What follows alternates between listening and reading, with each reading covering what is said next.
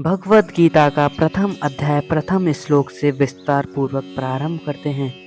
पांडवों ने 12 वर्ष का वनवास और 1 वर्ष का अज्ञातवास समाप्त होने पर जब प्रतिज्ञा के अनुसार अपना आधा राज्य मांगा, तब दुर्योधन ने आधा राज्य तो क्या, तीखी सुई की नोक के बराबर जमीन बिना युद्ध के देनी स्वीकार नहीं की।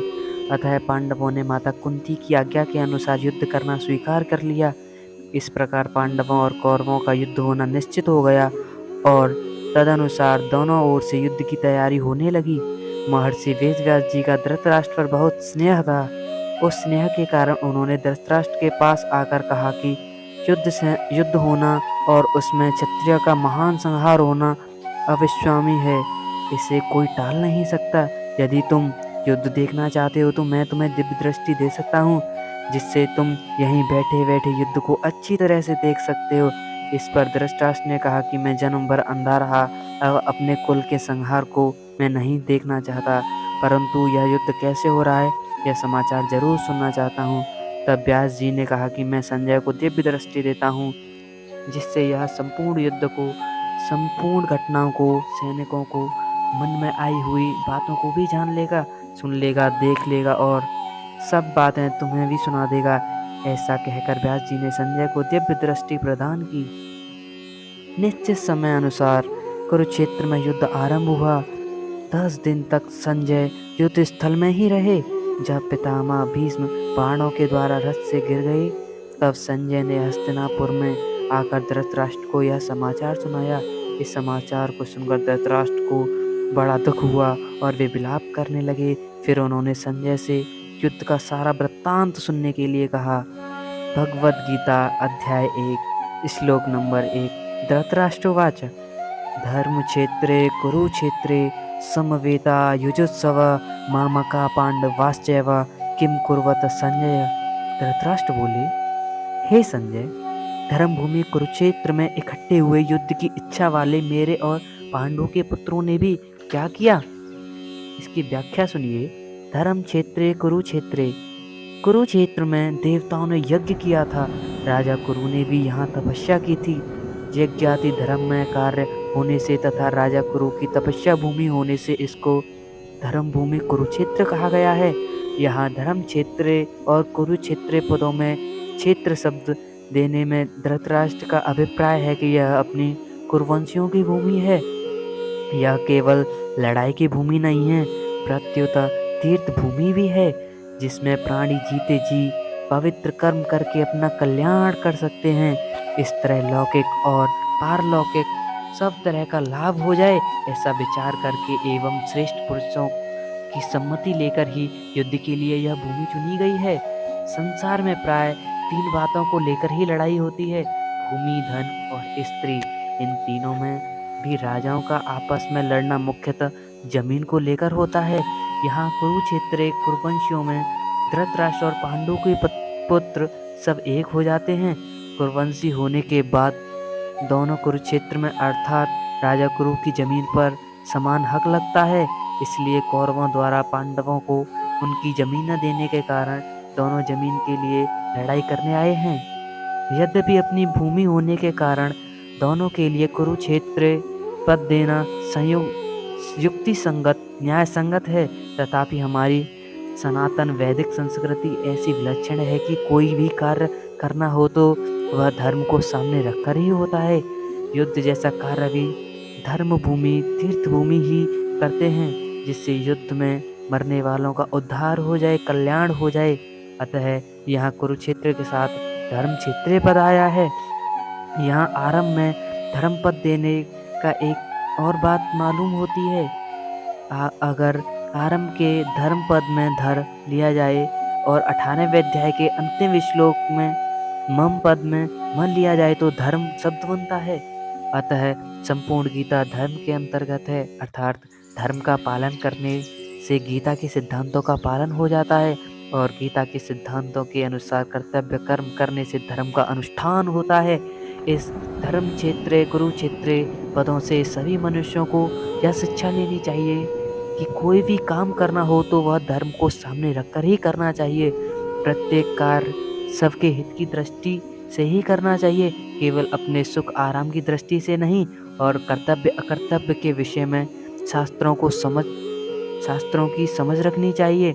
समवेता युजुत्सव, राजाओं के द्वारा बार बार संधि का प्रस्ताव रखने पर भी दुर्योधन ने संधि करना स्वीकार नहीं किया। इतना ही नहीं, भगवान श्री कृष्ण के कहने पर भी मेरे पुत्र दुर्योधन ने स्पष्ट कह दिया कि बिना युद्ध युद्ध के मैं तीखी सुई की नोक के बराबर जमीन पांडवों को नहीं दूंगा। तब मजबूर होकर पांडवों ने भी अपना युद्ध करना स्वीकार किया। इस प्रकार मेरे पुत्र और पांडु पुत्र दोनों ही सेनाओं के सहित युद्ध की इच्छा में इकट्ठे हुए हैं। दोनों सेनाओं में युद्ध की इच्छा रहने पर भी दुर्योधन के मन में युद्ध की इच्छा विशेष रूप से थी। उसका मुख्य उद्देश्य राज्य प्राप्ति ही था। वह राज्य प्राप्ति धर्म से हो चाहे अधर्म से, न्याय से हो चाहे अन्याय से, विहित रीति से हो चाहे निषिद्ध रीति से, किसी भी तरह से हमें राज्य मिलना चाहिए, ऐसा उसका भाव था। इसलिए विशेष रूप से दुर्योधन का पक्ष ही युजुत्सु अर्थात युद्ध की इच्छा वाला था। पांडवों में धर्म की मुख्यता थी। उनका ऐसा भाव था कि हम चाहे जैसा जीवन निर्वाह कर लेंगे, पर अपने धर्म में बाधा नहीं आने देंगे, धर्म के विरुद्ध नहीं चलेंगे। इस बात को लेकर महाराज युधिष्ठिर युद्ध नहीं करना चाहते थे, परंतु जिस माँ की आज्ञा से युधिष्ठिर ने चारों भाइयों सहित द्रौपदी से विवाह किया था, उस माँ की आज्ञा होने के कारण ही महाराज युधिष्ठिर की युद्ध में प्रवृत्ति हुई। अर्थात केवल माँ की आज्ञा के पालन रूप धर्म ही युधिष्ठिर युद्ध की इच्छा हुई। तात्पर्य है कि दुर्योधन आदि तो राज्य को लेकर ही युजुत्सु थे, पर पांडव धर्म को लेकर ही युद्ध करना चाहते थे। माम का पांडवाश्चैव का अर्थ है पांडव धृतराष्ट्र को अपने बड़े पिता के बड़े भाई होने से पिता के समान समझते थे और उनकी आज्ञा का पालन करते थे। धृतराष्ट्र के द्वारा अनुचित आज्ञा देने पर भी पांडव अनुचित का विचार न करके उनकी आज्ञा का पालन करते हैं। अतः यहाँ माम का पद अंतर्गत कौरव और पांडव दोनों आ जाते हैं। फिर भी पांडवा पद अलग देने का तात्पर्य है कि धृतराष्ट्र का अपने पुत्रों और पांडु के पुत्रों में समान भाव नहीं था, उनमें पक्षपात था, अपने पुत्रों के प्रति मोह था। वे दुर्योधन आदि को तो अपना मानते थे, पर पांडवों को अपना नहीं मानते थे। इस कारण उन्होंने अपने पुत्रों के लिए मामका और पांडु के पुत्रों के लिए पांडवा पद का प्रयोग किया, क्योंकि जो भाव भीतर होते हैं वे ही प्राय वाणी से बाहर निकलते हैं। इस द्वैधी भाव के कारण ही धृतराष्ट्र को अपने कुल के संहार का दुख भोगना पड़ा। इससे मनुष्य मात्र को यह शिक्षा लेनी चाहिए कि वह अपने घरों में, मोहल्लों में, गांव में, प्रांतों में, देशों में, संप्रदायों में द्वेषी भाव न रखे। अर्थात ये अपने हैं, ये दूसरे हैं, ऐसा भाव न रखे। कारण कि द्वैधी भाव से आपस में प्रेम स्नेह नहीं होता, प्रत्युत कलह होती है। यहाँ पांडवा पद के साथ एक पद देने का तात्पर्य है कि पांडव तो बड़े धर्मात्मा हैं, अतः उन्हें युद्ध नहीं करना चाहिए था, परंतु वे भी युद्ध के लिए रणभूमि में आ गए हैं। वहां आकर उन्होंने क्या किया? मामका और पांडवा, इनमें से पहले मामका पद का उत्तर संजय आगे के श्लोक में 13वें श्लोक तक देंगे कि आपके पुत्र दुर्योधन ने पांडवों की सेना को देखकर द्रोणाचार्य के मन में पांडवों के प्रति द्वेष पैदा करने के लिए उनके सामने उनके पास जाकर पांडवों के मुख्य सेनापतियों के नाम लिए। उसके बाद दुर्योधन ने अपनी सेना के मुख्य योद्धाओं के नाम लेकर उन्हें रण कौशल आदि की प्रशंसा की। दुर्योधन को प्रसन्न करने के लिए भीष्म ने जोर से शंख बजाया। उसको सुनकर कौरव सेना में शंख आदि बाजे बज उठे।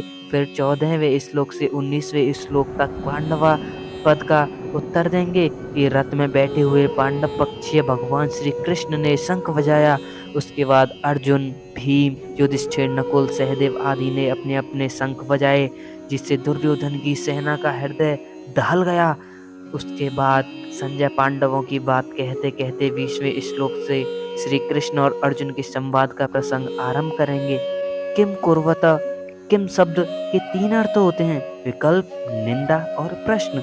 युद्ध हुआ कि नहीं, इस तरह का विकल्प तो यहाँ लिया नहीं जा सकता, क्योंकि 10 दिन तक युद्ध हो चुका है और भीष्म जी को रथ से गिरा देने के बाद संजय हस्तिनापुर आकर धृतराष्ट्र को वहाँ की घटना सुना रहे हैं।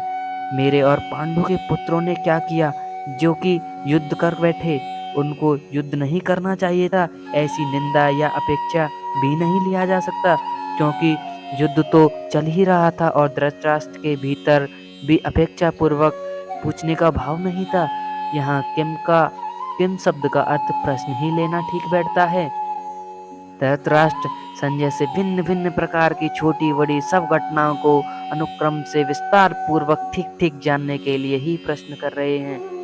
मेरे पुत्र और पांडु के पुत्र इस मतभेद से ही राग द्वेष पैदा हुए, जिससे लड़ाई हुई, हलचल हुई। धृतराष्ट्र के भीतर पैदा हुए राग द्वेष का फल यह हुआ कि 100 के 100 कौरव मारे गए, पर पांडव एक भी नहीं मारा गया। जैसे दही बिलोते हैं तो उसमें हलचल पैदा होती है, जिससे मक्खन निकलता है, ऐसे ही मामका और पांडवा के भेद पैदा हुए। हलचल अर्जुन के मन में कल्याण की अभिलाषा जागृत हुई, जिससे भगवत गीता रूपी मक्खन निकला। तात्पर्य यह हुआ कि धृतराष्ट्र के मन में होने वाली हलचल से लड़ाई पैदा हुई और अर्जुन के मन में होने वाली हलचल से गीता प्रकट हुई। बोलिए जय श्री कृष्णा। हम श्लोक में धृतराष्ट्र ने संजय से जो प्रश्न किया था, संजय उस प्रश्न का उत्तर दूसरे श्लोक में देते हैं। भगवत गीता अध्याय 1 श्लोक 2। संजय उवाच दृष्ट्वा तो पांडवानीकं व्यूढं दुर्योधनस्तदा आचार्यमुपसंगम्य राजा वचनं ब्रवीत। संजय बोले, उस समय वज्रव्यूह से खड़ी हुई पांडव सेना को देखकर और द्रोणाचार्य के पास जाकर राजा दुर्योधन यह वचन बोला।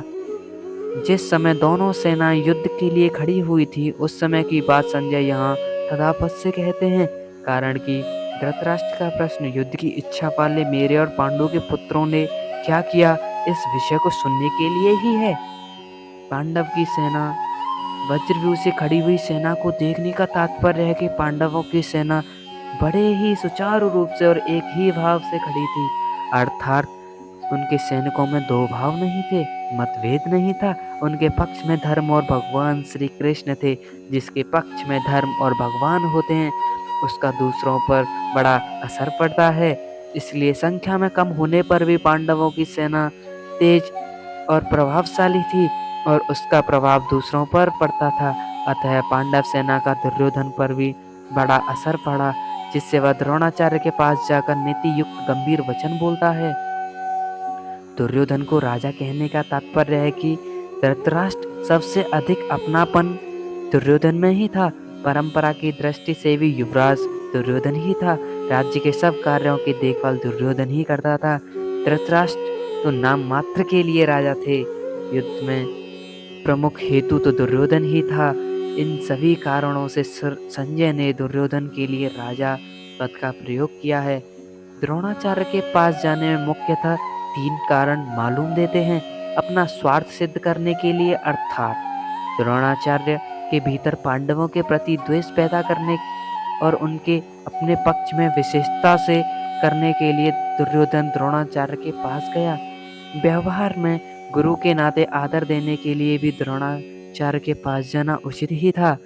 तीसरा कारण यह है, मुख्य व्यक्ति का सेना में यथास्थान खड़े रहना बहुत आवश्यक होता है, अन्यथा व्यवस्था बिगड़ जाती है।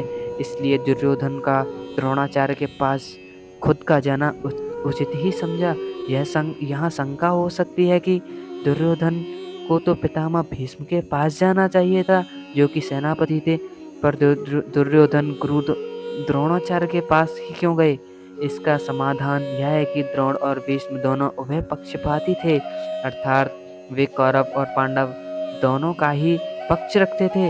उस सेना में भी द्रोणाचार्य को ज्यादा राजी करना था, क्योंकि द्रोणाचार्य के साथ दुर्योधन गुरु के नाते तो स्नेह था, पर कुटुंब के नाते स्नेह नहीं था, और अर्जुन पर द्रोणाचार्य की विशेष कृपा थी। अतः उनको राजी करने के लिए दुर्योधन के पास जाना उचित ही था। व्यवहार में भी यही देखा जाता है, जिसके साथ स्नेह नहीं है, उससे अपना स्वार्थ सिद्ध करने के लिए मनुष्य उसको ज़्यादा आदर देना राजी समझता है। दुर्योधन के मन में यह विश्वास था कि भीष्म जी तो हमारे दादा ही हैं, अतः उनके पास न जाऊं तो भी कोई बात नहीं, न जाने से अगर वे नाराज भी हो जाएंगे तो मैं किसी तरह से उनको राजी कर लूँगा, कारण कि पितामह भीष्म के साथ दुर्योधन का कौटुंबिक संबंध और स्नेह था ही।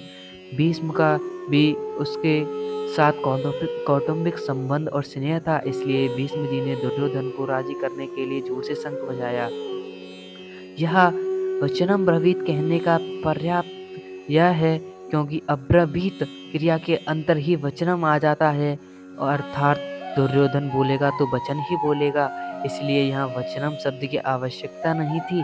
फिर भी वचनम शब्द देने का तात्पर्य है कि दुर्योधन नीति युक्त गंभीर वचन बोलता है, जिससे द्रोणाचार्य के मन में पांडवों के प्रति द्वेषभाव पैदा हो जाए और वे हमारे ही पक्ष में रहते हुए ठीक तरह से युद्ध करें, जिससे हमारी विजय हो जाए, अर्थात हमारा स्वार्थ सिद्ध हो जाए। बोलिए जय श्री कृष्ण। भगवत गीता के प्रथम अध्याय का 3रा श्लोक प्रारंभ करते हैं। द्रोणाचार्य के पास जाकर दुर्योधन क्या वचन बोला, इस श्लोक में देखते हैं।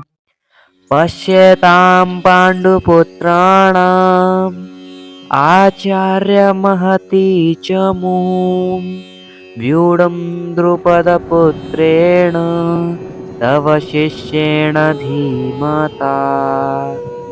संजय बोले, हे आचार्य, आपके बुद्धिमान शिष्य द्रुपद पुत्र धृष्टद्युम्न के द्वारा व्यूह रचना से खड़ी की हुई पांडवों की इस बड़ी भारी सेना को देखिए।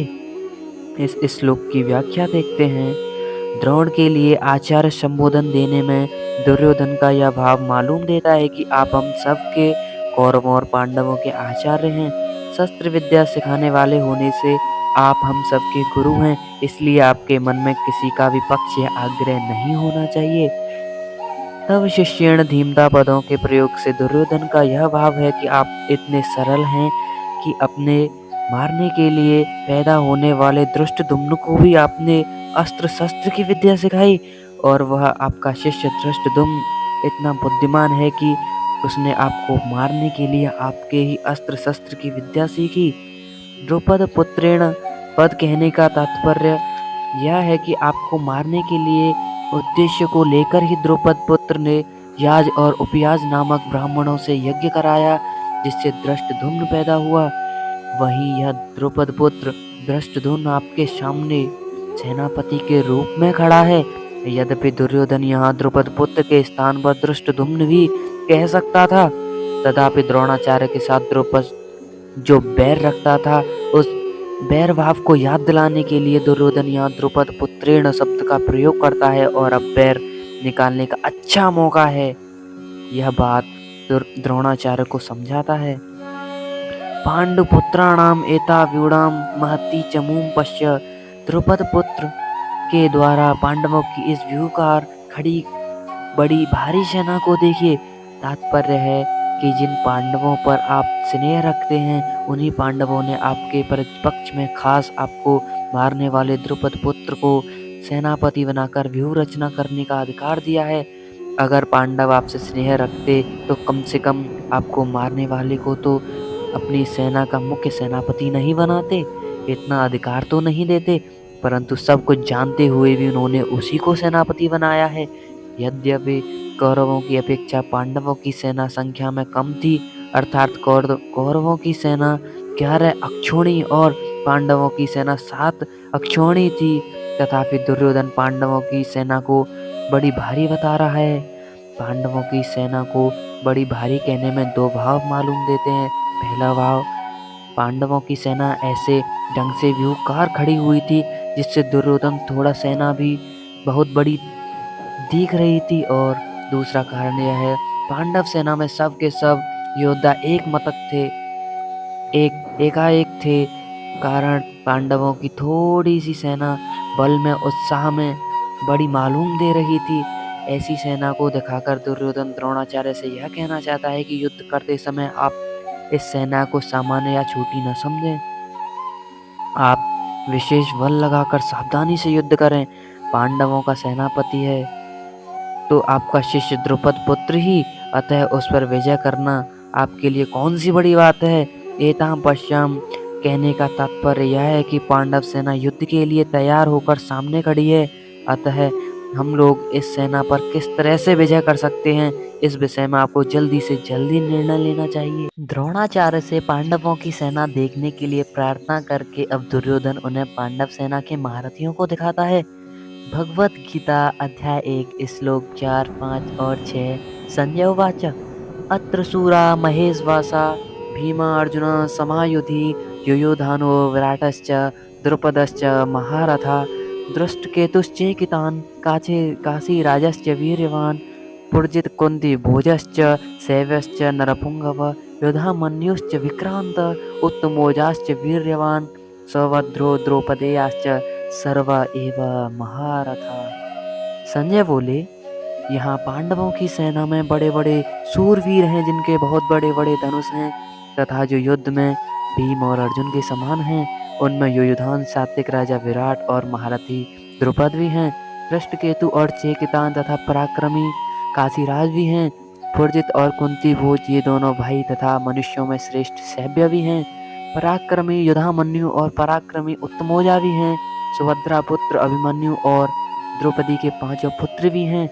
ये सब के सब युद्ध काल में महारथी हैं। अत्र शूरा महेश भाषा भीमा अर्जुन समायुधि।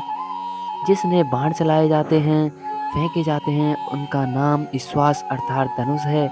ऐसे बड़े बड़े ईश्वास यानी धनुष जिनके पास हैं वे सभी महेश्वास हैं। तात्पर्य है कि बड़े धनुर्धर बाण चढ़ाने एवं प्रत्यांश खींचने में बहुत बल लगता है। जोर से खींचकर छोड़ा गया बाण विशेष मार करता है। ऐसे बड़े बड़े धनुषों पास में होने के कारण ये सभी बहुत बलवान और शूरवीर हैं। ये मामूली योद्धा नहीं हैं। युद्ध में ये भीम और अर्जुन के समान हैं, अर्थात बल में ये भीम के समान और अस्त्र शस्त्र की विद्या में अर्जुन के समान। युयुधान सात्विक ने अर्जुन से अस्त्र शस्त्र की विद्या सीखी, इसलिए भगवान श्री कृष्ण के द्वारा दुर्योधन को नारायणी सेना देने पर भी वह कृतज्ञ होकर अर्जुन के पक्ष में ही रहा, दुर्योधन के पक्ष में नहीं आया। द्रोणाचार्य के मन में अर्जुन के प्रति द्वेष भाव पैदा करने के लिए दुर्योधन महारथियों में सबसे पहले अर्जुन के शिष्य युयुधान का नाम लेता है। तात्पर्य है कि इस अर्जुन को तो देखिए, इसने आपसे ही अस्त्र शस्त्र चलाना सीखा और आपने अर्जुन को यह वरदान भी दिया है कि संसार में तुम्हारे समान कोई धनुर्धर न हो, ऐसा प्रयत्न करूंगा।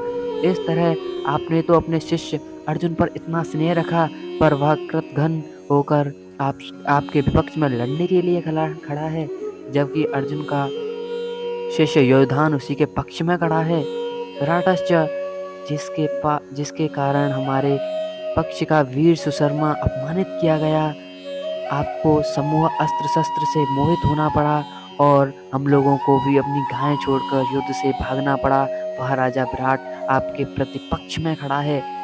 राजा विराट के साथ द्रोणाचार्य का ऐसा कोई बैरभाव या द्वेषभाव नहीं था, परंतु दुर्योधन यह समझता है कि अगर युयुधान के बाद ये द्रुपद का नाम लेगा तो द्रोणाचार्य के मन में यह भाव आ सकता है कि दुर्योधन पांडवों के विरोध में मेरे को उकसाकर युद्ध के लिए विशेषता से प्रेरणा कर रहा है तथा मेरे मन में पांडवों के प्रति बैरभाव पैदा कर रहा है। इसलिए दुर्योधन द्रौपद के नाम से पहले विराट का नाम लेता है, जिससे द्रोणाचार्य मेरी चालाकी न समझ सके और विशेषता से युद्ध करे। आपने तो द्रौपद को पहली मित्रता याद दिलाई, पर उसने सभा में यह कहकर आपका अपमान किया कि मैं राजा हूँ और तुम भिक्षुक हो, अतः मेरी और तुम्हारी मित्रता कैसी, तथा बैर भाव के कारण आपको मारने के लिए पुत्र भी पैदा किया। वही महारथी द्रौपद आपसे लड़ना आपके विपक्ष में खड़ा है। दृष्टकेतु कितना मूर्ख है कि जिसके पिता से शिशुपाल को कृष्ण ने भरी सभा में चक्र से मार डाला, उसी कृष्ण के पक्ष में यह लड़ने के लिए खड़ा है। चेकितान, यह सब वासुदेव सेना तो हमारी ओर से लड़ने के लिए तैयार है और यह यादव चेकितान पांडवों की सेना में खड़ा है। काशी राजश्च वीर्यवान, यह काशीराज बड़ा ही सूरवीर और महारथी है, यह भी पांडवों की सेना में खड़ा है, इसलिए आप सावधानी से युद्ध करना क्योंकि यह बड़ा पराक्रमी है। पुरजित कुंती भोजश्च, यद्यपि पुरजित और कुंती भोज ये दोनों कुंती के भाई होने के कारण हमारे और पांडवों के मामा हैं, तथापि इनके मन में पक्षपात होने के कारण ये हमारे विपक्ष में युद्ध करने के लिए खड़े हुए हैं। सैवश्च नरपुंगव, यह सैव्य युधिष्ठिर का ससुर है। यह मनुष्यों में श्रेष्ठ और बहुत बलवान है। परिवार के नाते यह भी हमारा संबंधी है, परंतु यह पांडवों की सेना में हमारे विपक्ष में खड़ा है। युधामन्युश्च विक्रांत उत्तमोजाश्च वीर्यवान, पांचाल देश के बड़े बलवान और वीर योद्धा युधामन्यु तथा उत्तमोजा मेरे वैरी अर्जुन के रथ के पहियों की रक्षा में नियुक्त किए गए हैं। आप इनकी ओर एक नजर भर के देखिए। सौभद्र, यह कृष्ण की बहन सुभद्रा का पुत्र अभिमन्यु है। यह बहुत शूरवीर है। इसने गर्भ में ही चक्रव्यूह भेदन की शिक्षा सीखी थी, अतः चक्रव्यूह रचना के समय आप इसका ख्याल रखें। द्रौपदेयाश्च, युधिष्ठिर, भीम, अर्जुन, नकुल और सहदेव, इन पांचों के द्वारा द्रौपदी के गर्भ से क्रमश प्रतिविधिन, सुतसोम, श्रुतकर्मा, शतानीक और शत्रुसेन पैदा हुए हैं। इन पांचों को आप देख लीजिए। द्रौपदी ने भरी सभा में मेरी हंसी उड़ाकर मेरे हृदय को जलाया है। उसी के इन पांचों पुत्रों को युद्ध में मारकर आप उसका बदला चुकाएं। सर्व एवं महारथा, ये सब के सब महारथी हैं, जो शस्त्र और शस्त्र विद्या दोनों में प्रवीण हैं और युद्ध में अकेले एक साथ ही 10,000 धनुर्धारी योद्धाओं का संचालन करते हैं।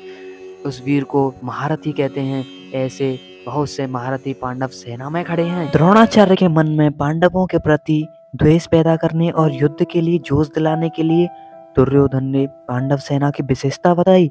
दुर्योधन के मन में विचार आया कि द्रोणाचार्य पांडवों के पक्षपाती हैं ही, अतः वे पांडव सेना की महत्ता सुनकर मेरे को यह कह सकते हैं कि जब पांडव सेना में इतनी विशेषता है तो हम उनके साथ संधि क्यों नहीं कर लेते।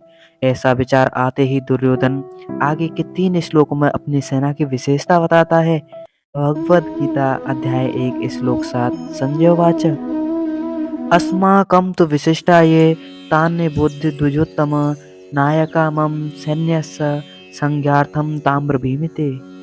संजय बोले, हे द्विजोत्तम, हमारे पक्ष में भी जो मुख्य हैं उन पर भी आप ध्यान दीजिए।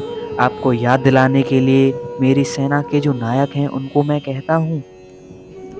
अस्माकं तु विशिष्टा ये तान्य बुद्धि द्विजोत्तम। दुर्योधन द्रोणाचार्य से कहता है कि हे द्विश्रेष्ठ, जैसे पांडवों की सेना में श्रेष्ठ महारथी हैं, ऐसे ही हमारी सेना में भी उनसे कम विशेषता वाले महारथी नहीं हैं। प्रत्युत उनकी सेना के महारथियों की अपेक्षा ज़्यादा ही विशेषता रखने वाले हैं। उनको भी आप समझ लीजिए।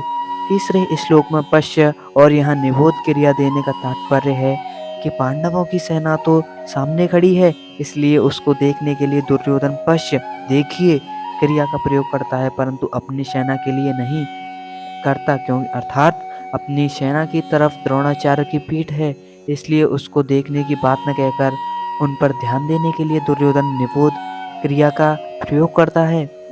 नायका मम सैन्यस्य संज्ञार्थम ताम्र भीमिते, मेरी सेना में जो विशिष्ट सेनापति हैं, सेना नायक हैं, महारथी हैं, मैं उनके नाम केवल आपको याद दिलाने के लिए, आपकी दृष्टि उधर खींचने के लिए ही कर रहा हूँ।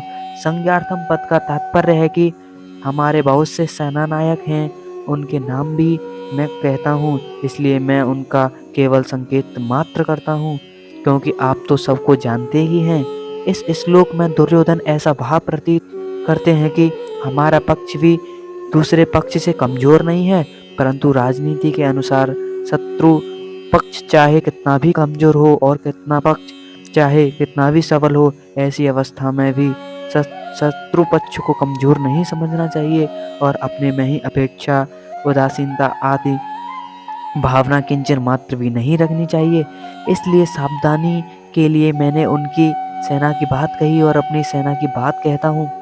दूसरा भाव है कि पांडवों की सेना को देखकर दुर्योधन पर बड़ा प्रभाव पड़ा और उसके मन में कुछ भय हुआ, कारण कि संख्या में कम होते हुए भी पांडव सेना के पक्ष में बहुत से धर्मात्मा पुरुष थे और स्वयं भगवान श्री कृष्ण थे, जिस पक्ष में धर्म और भगवान रहते हैं उसका सब पर बड़ा प्रभाव पड़ता है। पापी से पापी, दुष्ट से दुष्ट व्यक्ति भी उसका प्रभाव देखता है। इतना ही नहीं, पशु पक्षी वृक्ष लता आदि भी उसका प्रभाव देखते हैं, कारण कि धर्म और भगवान नित्य हैं। कितनी ही ऊंची से ऊंची भौतिक शक्तियाँ क्यों न हो, वे सभी अनित्य ही हैं। इसलिए दुर्योधन पर पांडव सेना का बड़ा असर पड़ा, परंतु उसके भीतर भौतिक सबलता, विश्वास मुख्य होने से वह द्रोणाचार्य को विश्वास दिलाने के लिए कहता है कि हमारे पक्ष में जितनी विशेषता है उतनी पांडवों की सेना में नहीं है, अतः हम उन पर सहज ही विजय प्राप्त कर सकते हैं। भगवद गीता अध्याय 1 श्लोक 8 संजय उवाच भवांस भीष्मश्च कर्णश्च कृपश्च समितिञ्जय अश्वत्थामा विकर्णश्च सौमदत्त स्थैव च। संजय बोले, आप द्रोणाचार्य और पितामह भीष्म तथा कर्ण और संग्राम विजयी कृपाचार्य तथा वैसे ही अश्वत्थामा विकर्ण और सोमदत्त का पुत्र भूरिश्रवा, भगवान भीष्मश्च, आप और पितामह भीष्म दोनों ही बहुत विशेष पुरुष हैं। आप दोनों के समकक्ष संसार में कोई तीसरा नहीं है। अगर आप दोनों में से कोई एक भी अपनी पूरी शक्ति लगाकर युद्ध करे तो देवता, यक्ष, राक्षस, मनुष्य आदि ऐसा कोई भी नहीं है जो आपके सामने टिक सके।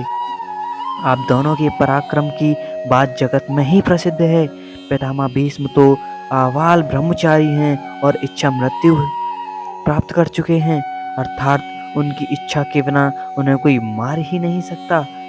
महाभारत युद्ध में द्रोणाचार्य धृष्टद्युम्न के द्वारा मारे गए और पितामह भीष्म ने अपनी इच्छा से ही सूर्य के उत्तरायण होने पर अपने प्राणों का त्याग कर दिया।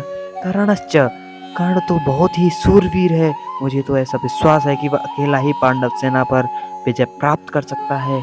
उसके सामने अर्जुन भी कुछ भी नहीं कर सकता। ऐसा वह कर्ण हमारे ही पक्ष में है। कर्ण महाभारत युद्ध में अर्जुन के द्वारा मारे गए। कृपश्च समितिञ्जय, कृपाचार्य की तो बात ही क्या है, वे तो चिरंजीवी हैं, हमारे परम हितैषी हैं और संपूर्ण पांडव सेना पर विजय प्राप्त करा सकते हैं। यद्यपि यहाँ द्रोणाचार्य और भीष्म के बाद ही दुर्योधन को कृपाचार्य का नाम लेना चाहिए था, परंतु दुर्योधन को कर्ण पर जितना विश्वास था उतना कृपाचार्य पर नहीं था, इसलिए कर्ण का नाम तो भीतर से बीच में ही निकल पड़ा। द्रोणाचार्य और भीष्म कहीं कृपाचार्य का अपमान न समझ लें, इसलिए दुर्योधन कृपाचार्य को संग्राम विजयी विशेषण देकर उनको प्रसन्न करना चाहता है। अश्वत्थामा, ये भी चिरंजीवी हैं, आपके ही पुत्र हैं, ये बड़े सूरवीर हैं, इन्होंने आपसे ही अस्त्र शस्त्र की विद्या सीखी है, अस्त्र शस्त्र की कला में ये बड़े चतुर हैं। विकर्णश्च सौमदत्त स्थैव च, आप यह न समझ लें कि केवल पांडव ही धर्मात्मा हैं, हमारे पक्ष में भी मेरा भाई विकर्ण और धर्मात्मा और सूरवीर है। ऐसे ही हमारे प्रतिमाह शांतु के भाई वाहिक के पुत्र तथा सोमदत्त के पुत्र भूरिश्रवा भी बड़े धर्मात्मा हैं। इन्होंने बड़ी बड़ी दक्षिणा वाले अनेक यज्ञ किए हैं। ये बड़े सूरवीर और महारथी हैं। युद्ध में विकर्ण और भीम के द्वारा और भूरिश्रवा सात्विक के द्वारा मारे गए। यहाँ इन सूरवीरों के नाम लेने में दुर्योधन का यह भाव मालूम देता है कि हे आचार्य, हमारी सेना में आप भीष्म, कर्ण, कृपाचार्य आदि जैसे महान पराक्रमी सूरवीर हैं, ऐसे पांडवों की सेना में देखने में नहीं आते। हमारी सेना में कृपाचार्य और अश्वत्थामा ये दो चिरंजीवी हैं, जबकि पांडवों की सेना में एक भी ऐसा नहीं है। हमारी सेना में धर्मात्माओं की भी कमी नहीं है, इसलिए हमारे लिए डरने की कोई बात नहीं है। भगवद गीता अध्याय 1 श्लोक 8 संजय उवाच भवांस भीष्मश्च कर्णश्च कृपश्च समितिञ्जय अश्वत्थामा विकर्णश्च सौमदत्त स्थैव च। संजय बोले, आप द्रोणाचार्य और पितामह भीष्म तथा कर्ण और संग्राम विजयी कृपाचार्य तथा वैसे ही अश्वत्थामा विकर्ण और सोमदत्त का पुत्र भूरिश्रवा, भगवान भीष्मश्च, आप और पितामह भीष्म दोनों ही बहुत विशेष पुरुष हैं। आप दोनों के समकक्ष संसार में कोई तीसरा नहीं है। अगर आप दोनों में से कोई एक भी अपनी पूरी शक्ति लगाकर युद्ध करे तो देवता, यक्ष, राक्षस, मनुष्य आदि ऐसा कोई भी नहीं है जो आपके सामने टिक सके। आप दोनों के पराक्रम की बात जगत में ही प्रसिद्ध है। पितामह भीष्म तो आवाल ब्रह्मचारी हैं और इच्छा मृत्यु प्राप्त कर चुके हैं, अर्थात उनकी इच्छा के बिना उन्हें कोई मार ही नहीं सकता। महाभारत युद्ध में द्रोणाचार्य धृष्टद्युम्न के द्वारा मारे गए और पितामह भीष्म ने अपनी इच्छा से ही सूर्य के उत्तरायण होने पर अपने प्राणों का त्याग कर दिया। कर्णश्च, कर्ण तो बहुत ही शूरवीर है। मुझे तो ऐसा विश्वास है कि वह अकेला ही पांडव सेना पर विजय प्राप्त कर सकता है। उसके सामने अर्जुन भी कुछ भी नहीं कर सकता। ऐसा वह कर्ण हमारे ही पक्ष में है। कर्ण महाभारत युद्ध में अर्जुन के द्वारा मारे गए। कृपश्च समितिंजय, कृपाचार्य की तो बात ही क्या है, वे तो चिरंजीवी हैं, हमारे परम हितैषी हैं और संपूर्ण पांडव सेना पर विजय प्राप्त करा सकते हैं। यद्यपि यहाँ द्रोणाचार्य और भीष्म के बाद ही दुर्योधन को कृपाचार्य का नाम लेना चाहिए था, परंतु दुर्योधन को कर्ण पर जितना विश्वास था उतना कृपाचार्य पर नहीं था, इसलिए कर्ण का नाम तो भीतर से बीच में ही निकल पड़ा। द्रोणाचार्य और भीष्म कहीं कृपाचार्य का अपमान न समझ लें, इसलिए दुर्योधन कृपाचार्य को संग्राम विजयी विशेषण देकर उनको प्रसन्न करना चाहता है। अश्वत्थामा ये भी चिरंजीवी हैं, आपके ही पुत्र हैं, ये बड़े सूरवीर हैं, इन्होंने आपसे ही अस्त्र शस्त्र की विद्या सीखी है, अस्त्र शस्त्र की कला में ये बड़े चतुर हैं। विकर्णश्च सोमदत्त स्थैवच, आप यह न समझ लें कि केवल पांडव ही धर्मात्मा हैं, हमारे पक्ष में भी मेरा भाई विकर्ण और धर्मात्मा और सूरवीर है। ऐसे ही हमारे प्रतिमाह शांतु के भाई वाहिक के पुत्र तथा सोमदत्त के पुत्र भूरिश्रवा भी बड़े धर्मात्मा हैं। इन्होंने बड़ी बड़ी दक्षिणा वाले अनेक यज्ञ किए हैं, ये बड़े सूरवीर और महारथी हैं। युद्ध में विकर्ण और भीम के द्वारा और भूरिश्रवा सात्विक के द्वारा मारे गए। यहाँ इन सूरवीरों के नाम लेने में दुर्योधन का यह भाव मालूम देता है कि हे आचार्य, हमारी सेना में आप भीष्म, कर्ण, कृपाचार्य आदि जैसे महान पराक्रमी सूरवीर हैं, ऐसे पांडवों की सेना में देखने में नहीं आते। हमारी सेना में कृपाचार्य और अश्वत्थामा ये दो चिरंजीवी हैं, जबकि पांडवों की सेना में एक भी ऐसा नहीं है। हमारी सेना में धर्मात्माओं की भी कमी नहीं है, इसलिए हमारे लिए डरने की कोई बात नहीं है। भगवद गीता अध्याय 1 श्लोक 9 संजय उवाच अन्ये च बहवः शूरा मदर्थे त्यक्ते जीविताः नानाशस्त्र प्रहरणाः सर्वे युद्ध विशारदा। संजय बोले, इनके अतिरिक्त बहुत से सूरवीर हैं जिन्होंने मेरे लिए अपनी जीने की इच्छा का भी त्याग कर दिया है, जो अनेक प्रकार के अस्त्र शस्त्रों को चलाने वाले हैं तथा जो युद्ध काल में अत्यंत चतुर हैं। अन्ये च बहु शूरा मदर्ते त्यक्त जीविताः। दुर्योधन बोलते हैं, मैंने अभी तक अपनी सेना के जितने सूरवीरों के नाम लिए हैं, उनके अतिरिक्त भी हमारी सेना में वाहिक, शल्य, भगदत्त, जयद्रथ आदि बहुत से सूरवीर महारथी हैं, जो मेरी भलाई के लिए, मेरी ओर से लड़ने के लिए अपनी जीने की इच्छा का भी त्याग कर चुके हैं। वे मेरी विजय के लिए मर भी जाएं तो भी युद्ध से नहीं हटेंगे। उनकी मैं आपके सामने क्या कृतज्ञता प्रकट करूं। नाना शस्त्र प्रहरणाः सर्वे युद्ध विशारदा। ये सभी लोग हाथों में रखकर प्रहार करने वाले तलवार, गदा, त्रिशूल आदि नाना प्रकार के शस्त्रों में कला में निपुण हैं और हाथ से फेंककर प्रहार करने वाले बाण, तोमर, शक्ति आदि अस्त्रों को चलाने में भी निपुण हैं।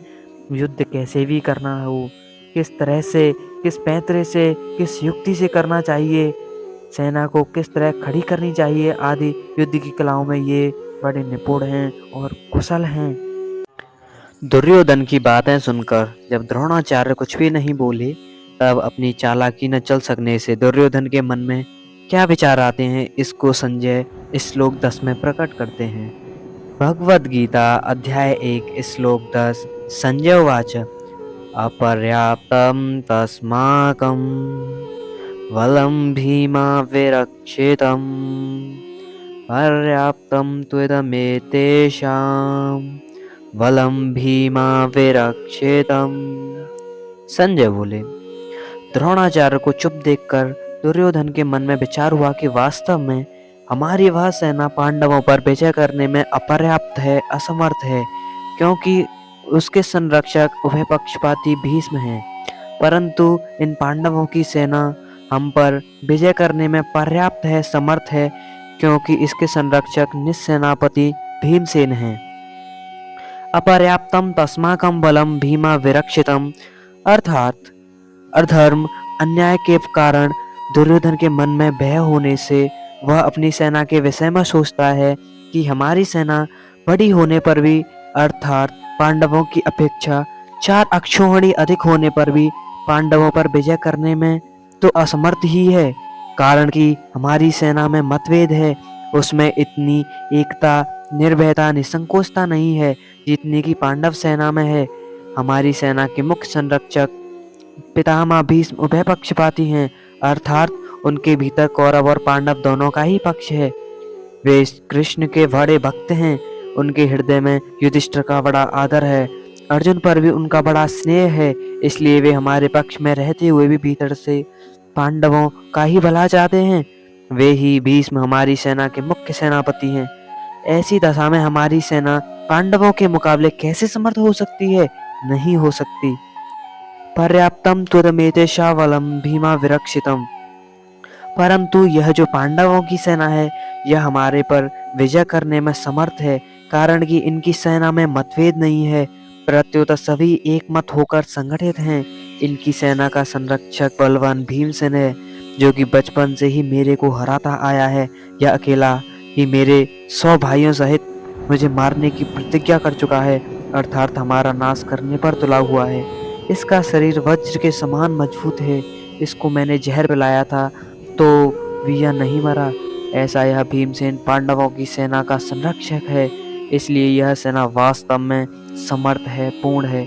यहाँ एक शंका हो सकती है कि दुर्योधन ने अपनी सेना के संरक्षक भीमसेन को मान लिया, जो कि सेनापति के पद पर नियुक्त है, परंतु पांडव सेना के संरक्षक के लिए भीमसेन का नाम लिया है, ना कि सेनापति के लिए। इसका समाधान यह है कि दुर्योधन इस समय सेनापतियों की बात सोच ही नहीं रहा, किंतु दोनों सेनाओं की शक्ति के विषय में सोच रहा है कि किस सेना की शक्ति अधिक है। दुर्योधन पर आरंभ से ही भीमसेन की शक्ति का, बलवत्ता का अधिक प्रभाव पड़ा है, अतः वह पांडव सेना के संरक्षक के लिए भीमसेन का ही नाम लेता है। विशेष बात, अर्जुन कौरव सेना को देखकर किसी के पास न जाकर हाथ में धनुष उठाते हैं, पर दुर्योधन पांडव सेना को देखकर द्रोणाचार्य के पास जाता है और उनसे पांडवों की व्यूह रचना युक्त सेना को देखने के लिए कहता है। इससे सिद्ध होता है कि दुर्योधन के हृदय में भय बैठा हुआ है। भीतर में भय होने पर भी वह चालाकी से द्रोणाचार्य को प्रसन्न करना चाहता है, उनको पांडवों के विरुद्ध उकसाना चाहता है, कारण कि दुर्योधन के हृदय में अधर्म है, अन्याय है, पाप है। अन्यायी पापी व्यक्ति कभी निर्भय सुख शांति से नहीं रह सकता, यह नियम है। परंतु अर्जुन के भीतर धर्म है, न्याय है, इसलिए अर्जुन के भीतर अपना स्वार्थ सिद्ध करने के लिए चालाकी नहीं है, भय नहीं है, किंतु उत्साह है, वीरता है। तभी तो वो वीरता में आकर सेना निरीक्षण के लिए भगवान को आज्ञा देते हैं कि हे अच्युता, दोनों सेनाओं में मेरे रथ को खड़ा कर दीजिए। इसका तात्पर्य है जिसके भीतर ना स्वाधन संपत्ति का आश्रय है, आदर है, जिसके भीतर अधर्म है, अन्याय है, दुर्भाव है, उसके भीतर वास्तविक बल नहीं होता, वह भीतर से खोखला होता है और वह कभी निर्भय नहीं होता। परंतु जिसके भीतर अपने धर्म का पालन है और भगवान का आश्रय है, वह कभी भयभीत नहीं होता, उसका बल सच्चा होता है, वह सदा निश्चिंत और निर्भय रहता है। अतः अपना कल्याण चाहने वाले साधकों को अधर्म, अन्याय आदि का स्वार्थ त्याग करके और एकमात्र भगवान का आश्रय लेकर भगवत प्रतीर्थ अपने धर्म का अनुष्ठान करना चाहिए। भौतिक संपत्ति को महत्व देकर और संयोग जन्य सुख के प्रलोभन में फंसकर कभी अधर्म का आश्रय नहीं लेना चाहिए, क्योंकि इन दोनों से मनुष्य का कभी हित नहीं होता, प्रत्युत अहित ही होता है। अर्जुन ने अस्त्र शस्त्रों से सुसज्जित नारायणी सेना को छोड़कर निशस्त्र भगवान श्री कृष्ण को स्वीकारा था और दुर्योधन ने भगवान को छोड़कर उनकी नारायणी सेना को स्वीकारा था। तात्पर्य है कि अर्जुन की दृष्टि भगवान पर थी और दुर्योधन की वैभव पर थी। जिसकी दृष्टि भगवान पर होती है उसका हृदय बलवान होता है, क्योंकि भगवान का बल सच्चा है, परंतु जिसकी दृष्टि सांसारिक वैभव पर होती है उसका हृदय कमजोर होता है, क्योंकि संसार का बल कच्चा है। अब दुर्योधन पितामह भीष्म को प्रसन्न करने के लिए अपनी सेना के सभी महारथियों से बोला। भगवत गीता अध्याय 1 श्लोक 11। संजय उवाच अयनेषु च सर्वेषु यथा भागं स्थिताः भीष्ममेवाभिरक्षन्तु भवन्तः सर्व एव हि। संजय बोले, दुर्योधन भय दृष्टि से अपनी सेना के सभी महारथियों से बोला, आप सबके सब लोग सभी मोर्चों पर अपनी अपनी जगह दृढ़ता से स्थित रहते हुए निश्चित रूप से पितामह भीष्म की ही चारों ओर से रक्षा करें। अयनेषु च सर्वेषु भवन्तः सर्व एव हि। जिन जिन मोर्चों पर आपकी नियुक्ति कर दी गई है, आप सभी योद्धा लोग उन्हीं मोर्चों पर दृढ़ता से स्थित रहते हुए चारों तरफ से सब प्रकार से भीष्म जी की ही रक्षा करें। भीष्म जी की सब ओर से रक्षा करें। यह कहकर दुर्योधन भीष्म जी को भीतर से अपने पक्ष में लाना चाहता है। ऐसा कहने का दूसरा भाव यह है कि जब भीष्म जी युद्ध करें तब किसी भी व्यूह द्वार से शिखंडी उनके सामने नहीं आना चाहिए। इसका आप लोग ख्याल रखें। अगर शिखंडी उनके सामने आएगा तो भीष्म जी उस पर शस्त्र शास्त्र नहीं करेंगे, कारण कि शिखंडी पहले जन्म में स्त्री था और इस जन्म में भी स्त्री था और पिछले जन्म में पुरुष था। इसलिए भीष्म जी इसको स्त्री ही समझते हैं और उन्होंने शिखंडी से युद्ध न करने की प्रतिज्ञा कर रखी है। यह शिखंडी शंकर के वरदान से भीष्म जी को मारने के लिए ही पैदा हुआ है। अतः जब शिखंडी से भीष्म जी की रक्षा की जाएगी तो वे सबको मार देंगे, जिससे निश्चित ही हमारी विजय होगी। इस बात को लेकर दुर्योधन सभी महारथियों से भीष्म जी की रक्षा करने के लिए ही कहता है। बोले जय श्री कृष्ण। द्रोणाचार्य के द्वारा कुछ भी न बोलने के कारण दुर्योधन का मानसिक उत्साह भंग हुआ देखकर उसके प्रति भीष्म जी के किए हुए स्नेह सौंदर्य की बात संजय इस श्लोक में प्रकट करते हैं। भगवद गीता अध्याय 1 श्लोक 12। संजय उवाच तस्य संजयन् हर्षं कुरुव्रतः पितामहः सिंहनादं विनघोचे शंखदद्मो प्रतापवान। संजय बोले, उस दुर्योधन के हृदय में हर्ष उत्पन्न करते हुए कौरवों में वृद्ध प्रभावशाली पितामह भीष्म ने सिंह के समान गरज कर जोर से शंख बजाया। तस्य संजयन हर्षम।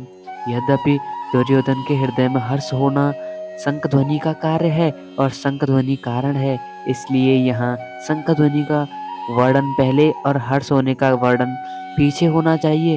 अर्थात यहाँ शंख बजाते हुए दुर्योधन को हर्षित किया ऐसा कहा जाना चाहिए, परंतु यहाँ ऐसा न कहकर यही कहा गया है कि दुर्योधन को हर्षित करते हुए भीष्म जी ने शंख बजाया।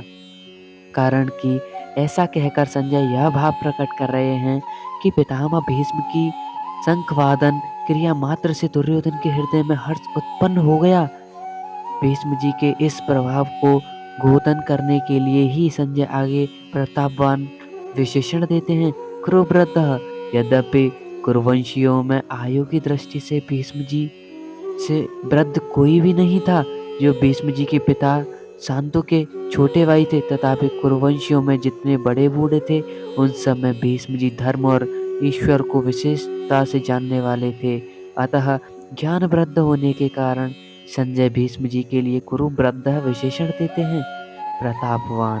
भीष्म जी के त्याग का बड़ा प्रभाव था।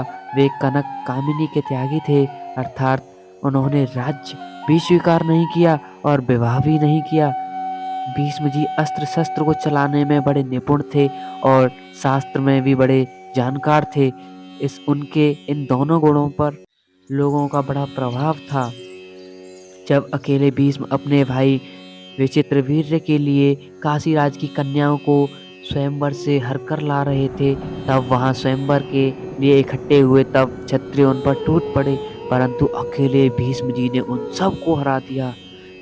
जिनसे भीष्म अस्त्र शस्त्र की विद्या पढ़े थे, उन गुरु परशुराम के सामने भी उन्होंने अपनी हार स्वीकार नहीं की। इस प्रकार शस्त्र के विषय में उनका क्षत्रियों पर बड़ा प्रभाव था।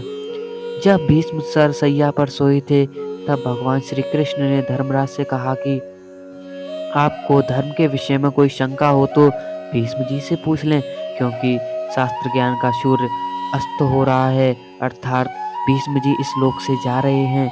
इस प्रकार शास्त्र के विषय में उनका दूसरों पर बड़ा प्रभाव था। पितामह।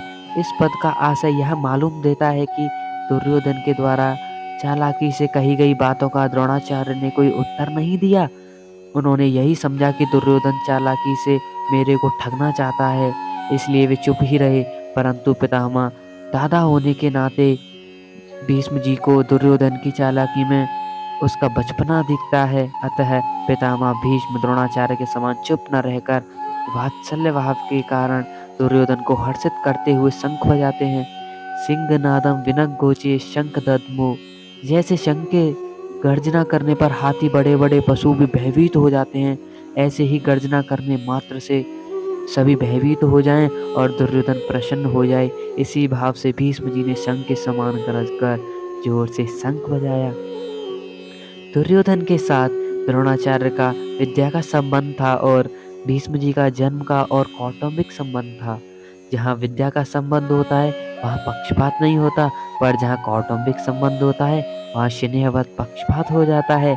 अतः दुर्योधन के द्वारा चालाकी से कहे गए वचन सुनकर द्रोणाचार्य चुप रहे, जिससे दुर्योधन का मानसिक उत्साह भंग हो गया। परंतु दुर्योधन को उदास देकर कौटुंबिक स्नेह कारण भीष्म जी शंख बजाते हैं।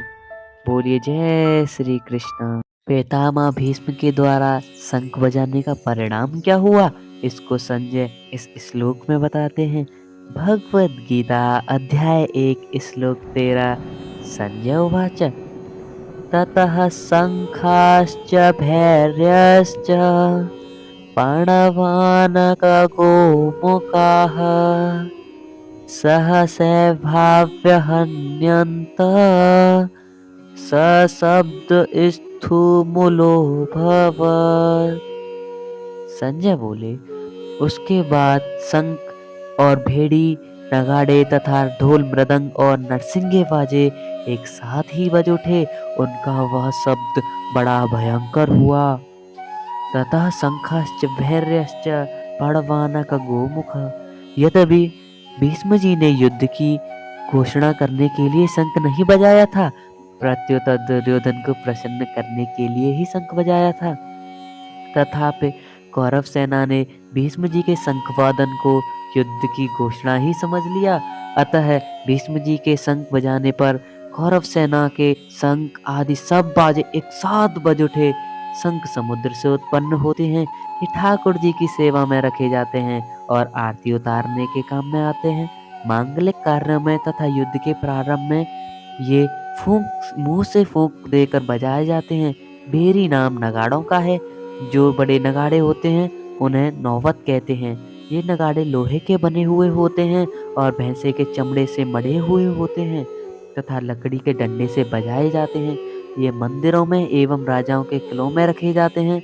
उत्सव और मांगलिक कार्यों में ये विशेषता से बजाए जाते हैं। राजाओं के यहाँ ये रोज बजाए जाते हैं। पड़व नाम ढोलक का है। ये लोहे के अथवा लकड़ी के बने हुए और बकरे के चमड़े से मढ़े हुए होते हैं तथा हाथ से या लकड़ी के डंडे से बजाए जाते हैं। ये आकार में ढोलक की ही तरह होने पर भी ढोलक की तरह बड़े होते हैं। कार्य के आरंभ में पड़वों को बजाना गणेश जी की पूजा के समान मांगलिक माना जाता है। आनक नाम मृदंग का है। इनको पखावज भी कहते हैं। आकार में ये लकड़ी की बनाई हुई ढोलक के समान ही होते हैं। ये मिट्टी के बने हुए चमड़े से मढ़े हुए तथा हाथ से बजाए जाते हैं। गोमुख नाम नरसिंगे का है। ये आकार में सांप की तरह टेढ़े होते हैं। इनका मुख गाय की तरह होता है। ये मुख की फूंक से बजाए जाते हैं। सहस्र भाव्य हन्यंत। कौरव सेना में उत्साह बहुत था, इसलिए पितामह भीष्म का शंख बजते ही कौरव सेना के सब बाजे अनायास ही एक साथ बज उठे। उनके बजने में देरी नहीं हुई तथा उनको बजाने में परिश्रम भी नहीं हुआ। सशब्द स्तु मूलोपभत। अलग अलग विभागों में टुकड़ियों में खड़ी हुई कौरव सेना के शंख आदि बाजों का शब्द बड़ा भयंकर हुआ, अर्थात उनकी आवाज बड़ी जोर से गूंजती रही। इस अध्याय के आरंभ में ही धृतराष्ट्र ने संजय से पूछा था कि युद्ध क्षेत्र में मेरे और पांडु के पुत्रों ने क्या किया। अतः संजय ने दूसरे श्लोक से 13वें श्लोक तक धृतराष्ट्र के पुत्रों ने क्या किया इसका उत्तर दिया। अब इस श्लोक से संजय पांडु के पुत्रों ने क्या किया इसका उत्तर देते हैं। भगवद गीता अध्याय 1 श्लोक 14। संजय उवाच ततः श्वेतैर्हर्ये युक्ते महती स्यन्दने स्थितो माधव पाण्डवाश्चैव दिव्य शंखो प्रदत्मतु। संजय बोले, उसके बाद सफेद घोड़ों से युक्त महान रथ पर बैठे हुए लक्ष्मीपति भगवान श्री कृष्ण और पांडु के पुत्र अर्जुन ने भी दिव्य शंखों को बड़े जोर से बजाया। ततः श्वेतैर्हर्ये युक्ते, चित्ररथ गंधर्व ने अर्जुन को 100 दिव्य घोड़े दिए थे। इन घोड़ों में यह विशेषता थी कि इनमें से युद्ध में कितने भी घोड़े क्यों न मारे जाएं, पर ये संख्या में 100 के 100 ही बने रहते थे, कम नहीं होते थे। ये पृथ्वी, स्वर्ग और आदि सभी स्थानों में जा सकते थे। इन्हीं 100 घोड़ों से सुंदर और सुसज्जित 4 सफेद घोड़े अर्जुन के रथ में जुटे हुए थे। महती स्यंदने स्थितो, यज्ञों में आहुति रूप से दिए गए घी को खाते खाते अग्नि को अजीर्ण हो गया था। इसलिए अग्निदेव खांडव वन की विलक्षण विलक्षण जड़ी बूटियां खाकर अपना अजीर्ण दूर करना चाहते थे, परंतु देवताओं के द्वारा खांडव वन की रक्षा की जाने के कारण अग्निदेव अपने कार्य में सफल नहीं हो पाते थे। वे जब जब खांडव वन को जलाते तब तब इंद्र वर्षा कर देते, उसको बुझा देते। अंत में अर्जुन की सहायता से अग्नि ने उस पूरे वन को जलाकर अपना अजीर्ण दूर किया और प्रसन्न होकर अर्जुन को यह बहुत बड़ा रथ दिया। 9 बैलगाड़ियों में जितने अस्त्र शस्त्र आ सकते थे उतने अस्त्र शस्त्र इस रथ में पड़े रहते थे। यह सोने से मढ़ा हुआ और तेजोमय था। इसके पहिए बड़े ही दृढ़ और विशाल थे। इसकी ध्वजा बिजली के समान चमकती थी। यह ध्वजा 1 योजन यानी कि 4 कोस तक फहराया करती थी। इतनी लंबी होने पर भी इसमें न तो बोझ था, न यह कहीं रुकती थी और न कहीं वृक्ष आदि से अटकती ही थी। इस ध्वज पर हनुमान जी विराजमान थे। स्थितो कहने का तात्पर्य है कि उस सुंदर और तेजोमय रथ पर भगवान साक्षात भगवान श्री कृष्ण और उनके प्यारे भक्त अर्जुन विराजमान होने के साथ इस रथ की शोभा सुसज्जित हो रही थी। माधव पांडवाश्चैव, माँ नाम लक्ष्मी का है और धव नाम पति का, अतः माधव नाम लक्ष्मीपति का है। यहाँ पांडव नाम अर्जुन का है क्योंकि अर्जुन सभी पांडवों में मुख्य है। पांडवा नाम धनंजय, अर्जुन नर के और श्री कृष्ण नारायण के अवतार थे। महाभारत के प्रत्येक पर्व के आरंभ में नर अर्जुन और नारायण भगवान श्री कृष्ण को नमस्कार किया गया है। नारायणम नमस्कृतम नरः चैव नरोत्तम। इस दृष्टि से पांडव सेना में भगवान श्री कृष्ण और अर्जुन ये दोनों मुख्य थे। संजय ने भी सभी गीता के अंत में कहा है कि जहाँ योगेश्वर भगवान श्री कृष्ण और गांडीवधारी अर्जुन रहेंगे वहीं पर श्री विजय विभूति और अटल नीति रहेगी। दिव्यो शंखो प्रदद्मतु, भगवान श्री कृष्ण और अर्जुन के हाथों में जो शंख थे वे तो तेजों में और अलौकिक थे। उन शंखों को उन्होंने बड़ी जोर से बजाया। यहाँ शंका हो सकती है कि कौरव पक्ष में मुख्य सेनापति पितामह भीष्म हैं, इसलिए उनका सबसे पहले शंख बजाना ठीक ही है। परंतु पांडव सेना में मुख्य सेनापति धृष्टद्युम्न के रहते हुए ही सारथी बने हुए भगवान श्री कृष्ण ने सबसे पहले शंख क्यों बजाया? इसका समाधान यह है, भगवान सारथी बने चाहे महारथी बने, उनकी मुख्यता कभी मिट नहीं सकती। वे जिस किसी भी पद पर रहें सदा सबसे बड़े ही बने रहते हैं, कारण कि वे अच्युत हैं, कभी च्युत नहीं रहते। पांडव सेना में भगवान श्री कृष्ण ही मुख्य थे और वे ही सबका संचालन करते थे। जब वे बाल्यावस्था में थे उस समय भी नंद उपनंद आदि उनकी बातें मानते थे, तभी तो उन्होंने बालक श्री कृष्ण के कहने पर परंपरा से चली आई इंद्र पूजा को छोड़कर गोवर्धन पूजा करनी शुरू कर दी। तात्पर्य है, भगवान जिस किसी अवस्था, जिस किसी स्थान और जहाँ भी रहते हैं वहाँ वे मुख्य ही रहते हैं। इसलिए भगवान ने पांडव सेना में सबसे पहले शंख बजाया। जो छोटा होता है वही ऊंचे स्थान पर नियुक्त होने से बड़ा माना जाता है। अतः जो ऊंचे स्थान के कारण अपने को बड़ा मानता है वह स्वयं वास्तव में छोटा होता है, परंतु जो स्वयं बड़ा होता है वह जहाँ भी रहता है उसके कारण वह स्थान बड़ा बन जाता है। जैसे भगवान यहाँ सारथी बने हैं तो उनके कारण यह सारथी स्थान भी ऊंचा हो गया है। बोलिए जय श्री कृष्ण। अब संजय आगे के 4 श्लोकों में पूर्व श्लोक का खुलासा करते हुए दूसरों के शंख वादन का वर्णन करते हैं। भगवद गीता अध्याय 1 श्लोक 15।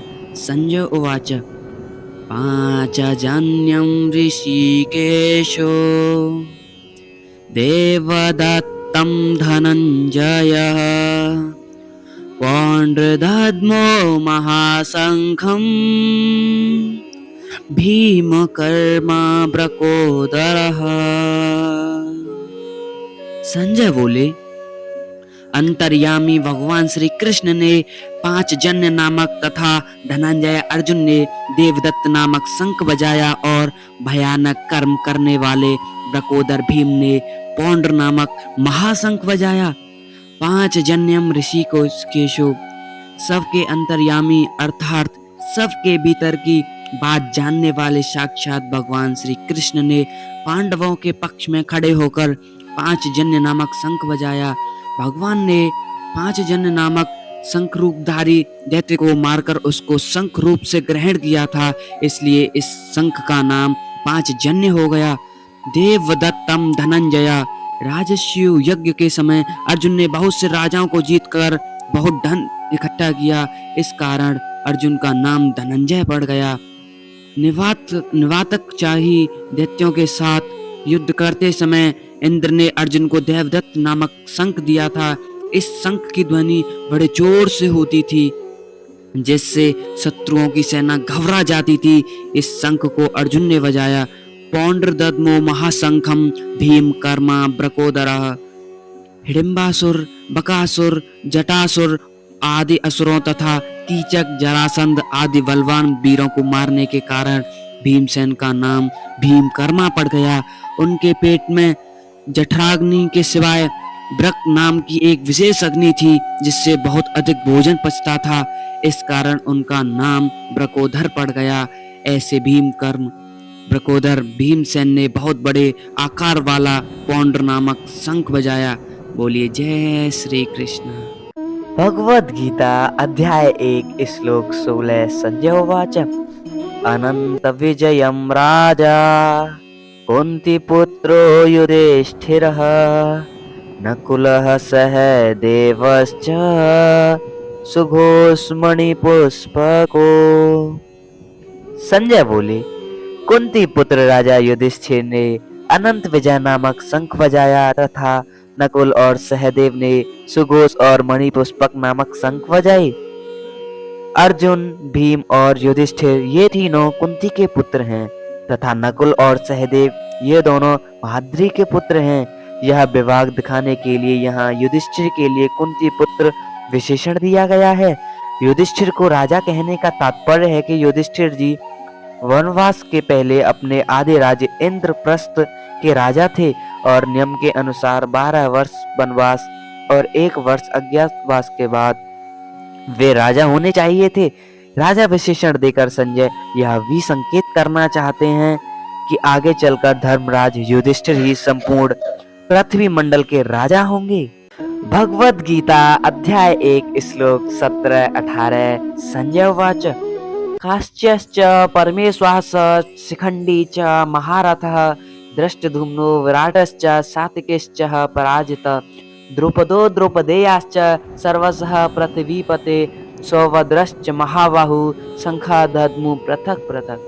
संजय बोले, हे राजन, श्रेष्ठ धनुष वाले काशीराज और महारथी शिखंडी तथा दृष्टधुम्न एवं राजा विराट और अजय सात्विक राजा द्रुपद और द्रौपदी के 5 पुत्र तथा लंबी लंबी भुजाओं वाले सुभद्रा पुत्र अभिमन्यु, इन सभी ने सब ओर से अलग अलग अपने अपने शंख बजाए। महारथी शिखंडी बहुत सूरवीर था। यह पहले जन्म में स्त्री काशीराज की कन्या अंबा था। इस जन्म में भी राजा द्रुपद को पुत्री रूप से प्राप्त हुआ था। आगे चलकर यही शिखंडी श्वेताकर्ण नामक यक्ष से पुरुषत्व प्राप्त करके पुरुष बना। भीष्म जी इन सब बातों को जानते थे और शिखंडी को स्त्री ही समझते थे। इस कारण वे इस पर वाण नहीं चलाते थे। अर्जुन ने युद्ध के समय इसी को आगे करके भीष्म जी पर वाण चलाए और उनको रथ से नीचे गिरा दिया। अर्जुन का पुत्र अभिमन्यु बहुत शूरवीर था। युद्ध के समय इसने द्रोणा निर्मित चक्रव्यूह में घुसकर अपने पराक्रम से बहुत से वीरों का संहार किया। अंत में कौरव सेना के 6 महारथियों ने इसको अन्यायपूर्वक घेरकर इस पर शस्त्र अस्त्र चलाए। दुशासन पुत्र के द्वारा सिर पर गदा का प्रहार होने से इसकी मृत्यु हो गई। संजय ने शंखवादन के वर्णन में कौरव सेना के शूरवीरों में से केवल भीष्म जी का ही नाम लिया और पांडव सेना के शूरवीरों में से भगवान श्री कृष्ण, अर्जुन, भीम और 18 वीरों के नाम लिए। इससे ऐसा प्रतीत होता है कि संजय के मन में अधर्म के पक्ष यानी कौरव सेना के प्रति कोई आदर था ही नहीं, इसलिए वे अधर्म के पक्ष का वर्णन करना उचित नहीं समझते।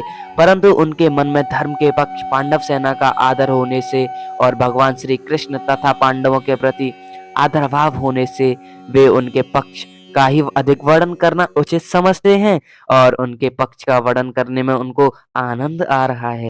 पांडव सेना के शंखवादन का कौरव सेना पर क्या असर हुआ, संजय इस बात को इस श्लोक में बताते हैं। भगवद गीता अध्याय 1 श्लोक 19। संजय उवाच सघोषो धार्तराष्ट्राणां हृदयानि व्यदारयत् नभश्च पृथिवी चैव तुमुलो व्यनुनादयन्। संजय बोले, और पांडव सेना के शंखों के उस भयंकर शब्द ने आकाश और पृथ्वी को भी बुझाते हुए अन्यायपूर्वक राज्य हड़पने वाले दुर्योधन आदि के हृदय विदीर्ण कर दिए। पांडव सेना की वह शंख ध्वनि इतनी विशाल, गहरी, ऊंची और भयंकर हुई कि उस ध्वनि प्रतिध्वनि से पृथ्वी और आकाश के बीच का भाग गूंज उठा। उस शब्द से अन्यायपूर्वक राज्य को हड़पने वालों के और उनकी सहायता के लिए उनके पक्ष में खड़े हुए राजाओं के हृदय विदीर्ण हो गए। तात्पर्य है कि हृदय को किसी अस्त्र शस्त्र से विदीर्ण करने जैसी पीड़ा होती है, वैसी ही पीड़ा उनके हृदय में शंख ध्वनि से हो गई। उस शंख ध्वनि ने कौरव सेना के हृदय में युद्ध का जो उत्साह था, बल था, उसको कमजोर बना दिया, जिससे उनके हृदय में पांडव सेना का भय उत्पन्न हो गया। संजय ये बातें धृतराष्ट्र को सुना रहे हैं। धृतराष्ट्र के सामने संजय का धृतराष्ट्र के पुत्रों अथवा संबंधियों के हृदय विदीर्ण कर दिए ऐसा कहना सभ्यतापूर्ण अथवा युक्ति संगत नहीं मालूम देता। इसलिए संजय को धार्तराष्ट्र नाम न कहकर तावकीनानाम, उनके पुत्रों अथवा संबंधियों ऐसा कहना चाहिए था, क्योंकि ऐसा कहना ही सभ्यता है। इस दृष्टि से यहाँ धार्तराष्ट्र नाम पद का अर्थ जिन्होंने अन्यायपूर्वक राज्य को धारण किया ऐसा लेना ही युक्ति संगत और सभ्यतापूर्ण मालूम देता है।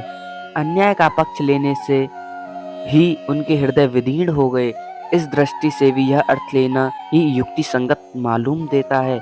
यहाँ शंका होती है कि कौरवों की 11 अक्षौहिणी सेना के शंख आदि बजे तो उनके शब्द का पांडव सेना पर कुछ भी असर नहीं हुआ, पर पांडव सेना की 7 अक्षौहिणी सेना के शंख बजे तो उनके शब्द से कौरव सेना के हृदय विदीर्ण क्यों हो गए। इसका समाधान यह है कि जिनके मन में हृदय में अधर्म, पाप, अन्याय नहीं है, अर्थात जो धर्म पूर्वक अपने कर्तव्य का पालन करते हैं, उनका हृदय मजबूत होता है, उनके हृदय में भय नहीं होता। न्याय का पक्ष होने से उनमें उत्साह होता है, शूरवीरता होती है। पांडवों ने वनवास के पहले भी न्याय और धर्म पूर्वक राज्य किया था और वनवास के बाद भी नियम के अनुसार कौरवों से न्यायपूर्वक राज्य मांगा था। अतः उनके हृदय में भय नहीं था, प्रत्युत उत्साह था, शूरवीरता थी। तात्पर्य है कि पांडवों का पक्ष धर्म का था। इस कारण कौरवों की 11 अक्षौहिणी सेना के बाजों के शब्द का पांडव सेना पर कोई असर नहीं हुआ, परंतु जो अधर्म, पाप, अन्याय आदि करते हैं उनके हृदय स्वाभाविक ही कमजोर होते हैं। उनके हृदय में निर्भयता, निसंकता नहीं रहती। उनका खुद का किया पाप, अन्याय ही उनके हृदय को निर्बल बना देता है। अधर्म अधर्मी को खा जाता है। दुर्योधन आदि ने पांडवों को अन्यायपूर्वक मारने का बहुत प्रयास किया। उन्होंने छल कपट से अन्यायपूर्वक पांडवों का राज्य छीना था और उनको बहुत कष्ट दिए थे। इस कारण उनके हृदय कमजोर, निर्मल हो चुके थे। तात्पर्य है कि कौरवों का पक्ष अधर्म का था, इसलिए पांडवों की 7 अक्षौहिणी सेना की शंख ध्वनि से उनके हृदय विदीर्ण हो गए। उनमें बड़े जोर की पीड़ा हो गई। इस प्रसंग से साधक को सावधान हो जाना चाहिए कि उसके द्वारा अपने शरीर, वाणी, मन किसी से भी कोई अन्याय और अधर्म का आचरण न किया जाए। अन्याय और अधर्म युक्त आचरण से मनुष्य का हृदय कमजोर, निर्बल हो जाता है। उसके हृदय में भय पैदा हो जाता है। उदाहरणार्थ, लंकाधिपति रावण ने त्रिलोकी डरती थी। वही रावण जब सीता जी का हरण करने जाता है तब भयभीत होकर इधर उधर देखता है। इसलिए साधक को चाहिए कि वह अन्याय, अधर्म युक्त आचरण कभी न करे। बोलिए जय श्री कृष्ण। धृतराष्ट्र ने पहले श्लोक में अपने और पांडु के पुत्रों के विषय में प्रश्न किया था। उसका उत्तर संजय ने दूसरे श्लोक से 19वें श्लोक तक दे दिया। अब संजय भगवत गीता के प्राकट्य का प्रसंग इस श्लोक से प्रारंभ करते हैं। भगवत गीता अध्याय 1 श्लोक 20। संजय उवाच अतः व्यवस्थान दृष्ट्वा धातराष्ट्रान् कपिध्वज प्रव्रते शस्त्र समाप्ते धनुरद्मय पांडवः ऋषिकेशम तथा वाक्यमिदमाह महीपते। संजय बोले, हे महीपते धृतराष्ट्र, अब शस्त्र अस्त्र चलने की तैयारी हो ही रही थी कि उस समय अन्यायपूर्वक राज्य को धारण करने वाले राजाओं और उनके साथियों को व्यवस्थित रूप से सामने खड़े हुए देखकर कपिध्वज पांडुपुत्र अर्जुन ने अपना गांडीव धनुष उठा लिया और अंतर्यामी भगवान श्री कृष्ण यह वचन बोले। अतः इस पद का तात्पर्य है, अब संजय भगवान श्री कृष्ण और अर्जुन के संवाद रूप भगवत गीता का आरंभ करते हैं। 18वें अध्याय के 74वें श्लोक में आए इति पद से यह संवाद समाप्त होता है। ऐसे ही भगवत गीता के उपदेश का आरंभ उसके दूसरे अध्याय के 11वें श्लोक से होता है और 18वें अध्याय के 66वें श्लोक में यह उपदेश समाप्त होता है। प्रव्रते शस्त्र समाप्ति। यद्यपि पितामह भीष्म ने युद्धारंभ की घोषणा के लिए शंख नहीं बजाया था, प्रत्युत केवल दुर्योधन को प्रसन्न करने के लिए ही शंख बजाया था। तथापि कौरव और पांडव सेना ने उसको युद्धारंभी की घोषणा ही मान लिया और अपने अपने अस्त्र शस्त्र हाथ में उठाकर तैयार हो गए। इस तरह सेना को शस्त्र उठाए देखकर वीरता में भरकर अर्जुन ने अपना गांडीव धनुष हाथ में उठा लिया। व्यवस्थितान दृष्ट्वान दृष्ट्वा। इन पदों से संजय का तात्पर्य है, जब आपके पुत्र दुर्योधन ने पांडवों की सेना को देखा तब वह भागा भागा द्रोणाचार्य के पास गया, परंतु जब अर्जुन ने कौरवों की सेना को देखा तब उसका हाथ सीधे गांडीव धनुष पर गया। धनुरद्मय। इससे मालूम होता है कि दुर्योधन के भीतर भय है, अर्जुन के भीतर निर्भयता है, उत्साह है, वीरता है। कपिध्वज। अर्जुन के लिए कपिध्वज विशेषण देकर संजय धृतराष्ट्र को अर्जुन के रथ की ध्वजा पर विराजमान हनुमान जी का स्मरण कराते हैं। जब पांडव वन में रहते थे तब एक दिन अकस्मात वायु ने एक दिव्य शस्त्र दल कमल लाकर द्रौपदी के सामने डाल दिया। उसे देखकर द्रौपदी बहुत प्रसन्न हो गई और उसने भीमसेन से कहा कि वीरवर, आप ऐसे ही बहुत से कमल ला दीजिए। द्रौपदी की इच्छा पूर्ण करने के लिए भीमसेन वहां से चल पड़े। जब वे कदली वन में पहुंचे तब वहां उनकी हनुमान जी से भेंट हो गई। उन दोनों की आपस में कई बातें हुई। अंत में हनुमान जी ने भीमसेन से वरदान मांगने के लिए आग्रह किया तो भीमसेन ने कहा कि मेरे पर आपकी बहुत कृपा बनी रहे। इस पर हनुमान जी ने कहा कि हे वायुपुत्र, जिस समय तुम वाण और शक्ति के आघात से व्याकुल शत्रुओं की सेना में घुसकर सिंहनाद करोगे, उस समय मैं अपनी गर्जना से उस सिंहनाद को और बढ़ा दूंगा। इसके सिवाय अर्जुन की रथ पर ध्वजा पर बैठकर मैं ऐसी भयंकर गर्जना किया करूंगा जो शत्रुओं के प्राणों को हरने वाली होगी, जिससे तुम लोग अपने शत्रुओं को सुगमता से मार सकोगे। इस प्रकार जिनके रथ की ध्वजा पर हनुमान जी विराजमान हैं, उनकी विजय निश्चित है। पांडव। धृतराष्ट्र ने अपने प्रश्न में पांडव पद का प्रयोग किया था, अतः धृतराष्ट्र को बार बार पांडवों की याद दिलाने के लिए संजय पांडवा शब्द का प्रयोग करते हैं। ऋषिकेशम तदा वाक्य मिदमाह महीपते।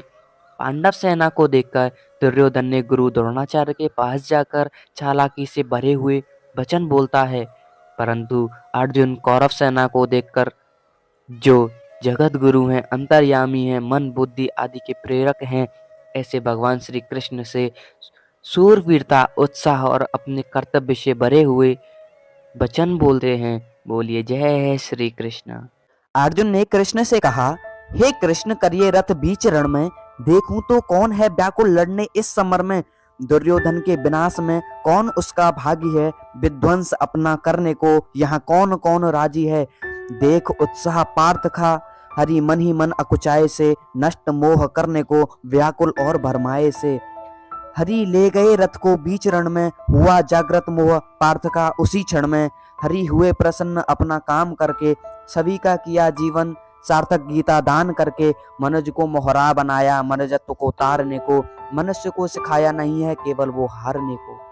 भगवद गीता अध्याय 1 श्लोक 21-22। अर्जुन उवाच सेनयोरुभयोर्मध्ये रथं स्थापयाम्युच्युतः यावदेता निरीक्षेऽहं योद्धुकामानव स्थितान् कैमर्या सह योद्धव्यम् स्मिरं समुधम में।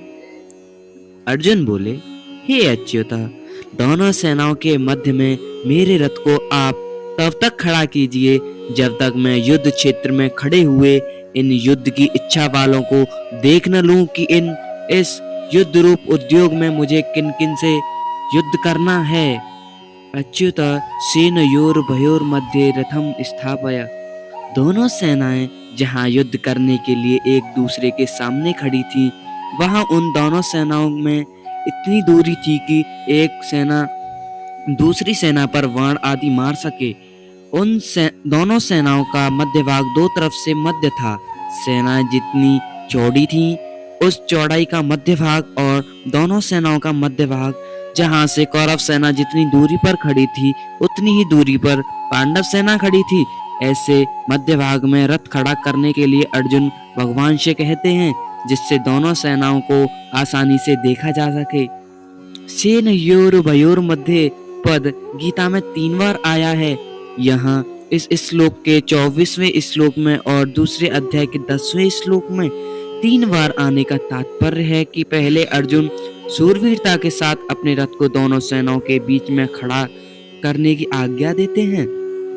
फिर भगवान दोनों सेनाओं के बीच में रथ को खड़ा करके कुरुवंशियों को देखने के लिए कहते हैं। पहले अध्याय का 24वां श्लोक और अंत में दोनों सेनाओं के बीच में ही विषादमग्न अर्जुन को गीता का उपदेश देते हैं। दूसरे अध्याय का 10वां श्लोक। इस प्रकार पहले अर्जुन में शूरवीरता थी, बीच में कुटुंबियों को देखने से मोह के कारण उनकी युद्ध से उपरति हो गई और अंत में उनको भगवान से गीता का महान उपदेश प्राप्त हुआ, जिससे उनका मोह दूर हो गया। इससे यह भाव निकलता है कि मनुष्य जहाँ कहीं और जिस भी परिस्थिति में स्थित है, वहीं रहकर वह प्राप्त परिस्थिति का सदुपयोग करके निष्काम हो सकता है और वहीं उसको परमात्मा की प्राप्ति हो सकती है। कारण कि परमात्मा संपूर्ण परिस्थितियों में सदा एक रस रहते हैं। यावदेता निरीक्षेऽहं योद्धुकामानव स्थितान् कैमर्या सह योद्धव्यम् स्मरणं समुद्र में। दोनों सेनाओं के बीच में रथ कब तक खड़ा करें? इस पर अर्जुन कहते हैं कि युद्ध की इच्छा को लेकर कौरव सेना में आए हुए सेना सहित जितने भी राजा लोग खड़े हैं, उन सब को जब तक मैं देख न लूं तब तक आप रथ को वहीं खड़ा रखिए। इस युद्ध के उद्योग में मुझे किन किन के साथ युद्ध करना है, उनमें कौन मेरे समान बलवान है, कौन मेरे से कम बलवान है और कौन मेरे से अधिक बलवान है, उन सबको मैं जरा देख तो लूं। यहाँ युद्ध कामान पद से अर्जुन कह रहे हैं कि हमने तो संधि की बात सोची थी, पर उन्होंने संधि की बात स्वीकार नहीं की क्योंकि उनके मन में युद्ध करने की ज्यादा इच्छा है। अतः उनको मैं देखूं कि कितने बल को लेकर वे युद्ध करने की इच्छा रखते हैं। रामधारी सिंह दिनकर जी ने बड़े ही चमत्कारिक शब्दों में बताया है, जब नास मनुज पर छाता है पहले विवेक मर जाता है। दुर्योधन के साथ कुछ ऐसा ही हुआ। अब शुरू करते हैं। प्रज्ञा पराये धन पर जाती है, मत मनुष्य की मारी जाती है। समझता अधर्म को धर्म मनुज, फिर कौन बड़ा फिर कौन अनुज। जब वहन गहन हो जाता है, जीव चर अचर विचराता है। सीमाएं सहन की पात यति, फिर नहीं सूझती और गति। कौन कब तक धैर्य धरे, पहल कोई कब तक न करे। सब पांडव ही सहते रहेंगे, कब तक वे वन में रहते रहेंगे। दुर्बुद्धि दुश्मन दुर्योधन पर, जब वन सर्प मार कुंडली बैठा पांडव धन पर। उठा पार्थ का गांडीव, केशव का सुदर्शन और शंभु का त्रिलोचन। देख भीषण विध्वंस मनुष्यता का, चकित रह गए चतुरानन। अब शुरू करते हैं भगवद गीता। भगवद गीता अध्याय 1 श्लोक 23। अर्जुनोवाच यो तस्य मानानवेक्षेऽहम् य एतेऽत्र समागताः धार्तराष्ट्रास्य दुर्बुद्धिर्युद्धे प्रियचिकीर्षवः। अर्जुन बोले, दुष्ट बुद्धि दुर्योधन का युद्ध में प्रिय करने की इच्छा वाले जो ये राजा लोग इस सेना में आए हुए हैं, युद्ध करने को उतावले हुए उन सबको मैं देख लूं। धार्त राष्ट्रास्य दुर्बुद्धिर युद्धे प्रियचिकीर्षव।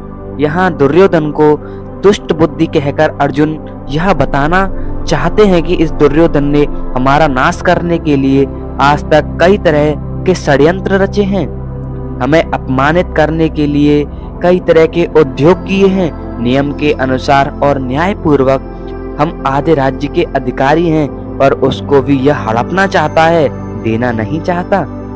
ऐसी तो इसकी दुष्ट बुद्धि है और यहाँ आए हुए राजा लोग युद्ध में इसका प्रिय करना चाहते हैं। वास्तव में तो मित्रों का यह कर्तव्य होता है कि वे ऐसा काम करें, ऐसी बात बताएं जिससे अपने मित्र का लोक परलोक में हित हो। परंतु ये राजा लोग दुर्योधन की दुष्ट बुद्धि को शुद्ध न करके उल्टे उसको बढ़ाना चाहते हैं और दुर्योधन से युद्ध कराकर युद्ध में उसकी सहायता करके उसका पतन ही करना चाहते हैं। तात्पर्य है कि दुर्योधन का हित किस बात में है, उसको राज्य भी किस बात से मिलेगा और उसका परलोक भी किस बात से सुधरेगा, इन बातों का वे विचार नहीं कर रहे हैं। अगर ये राजा लोग उसको यह सलाह देते कि भाई कम से कम आधा राज्य तुम रखो और पांडवों को आधा राज्य पांडवों को दे दो, इससे दुर्योधन का आधा राज्य भी रहता और उसका परलोक भी सुधरता। युद्धस्य मानानवेक्षेऽहम् य एतेऽत्र समागताः। इन युद्ध के लिए उतावले होने वालों को मैं जरा देख तो लूं। इन्होंने अधर्म का अन्याय का पक्ष लिया है, इसलिए ये हमारे सामने टिक नहीं सकेंगे, नष्ट हो जाएंगे। युद्धस्य मानान् कहने का तात्पर्य है इनके मन में युद्ध की ज्यादा ही आ रही है, अतः देखूं तो सही ये हैं कौन। अर्जुन ने पिछले श्लोक में जो कहा, इस पर भगवान क्या कहते हैं, इस बात को संजय आगे के 2 श्लोकों में बताते हैं।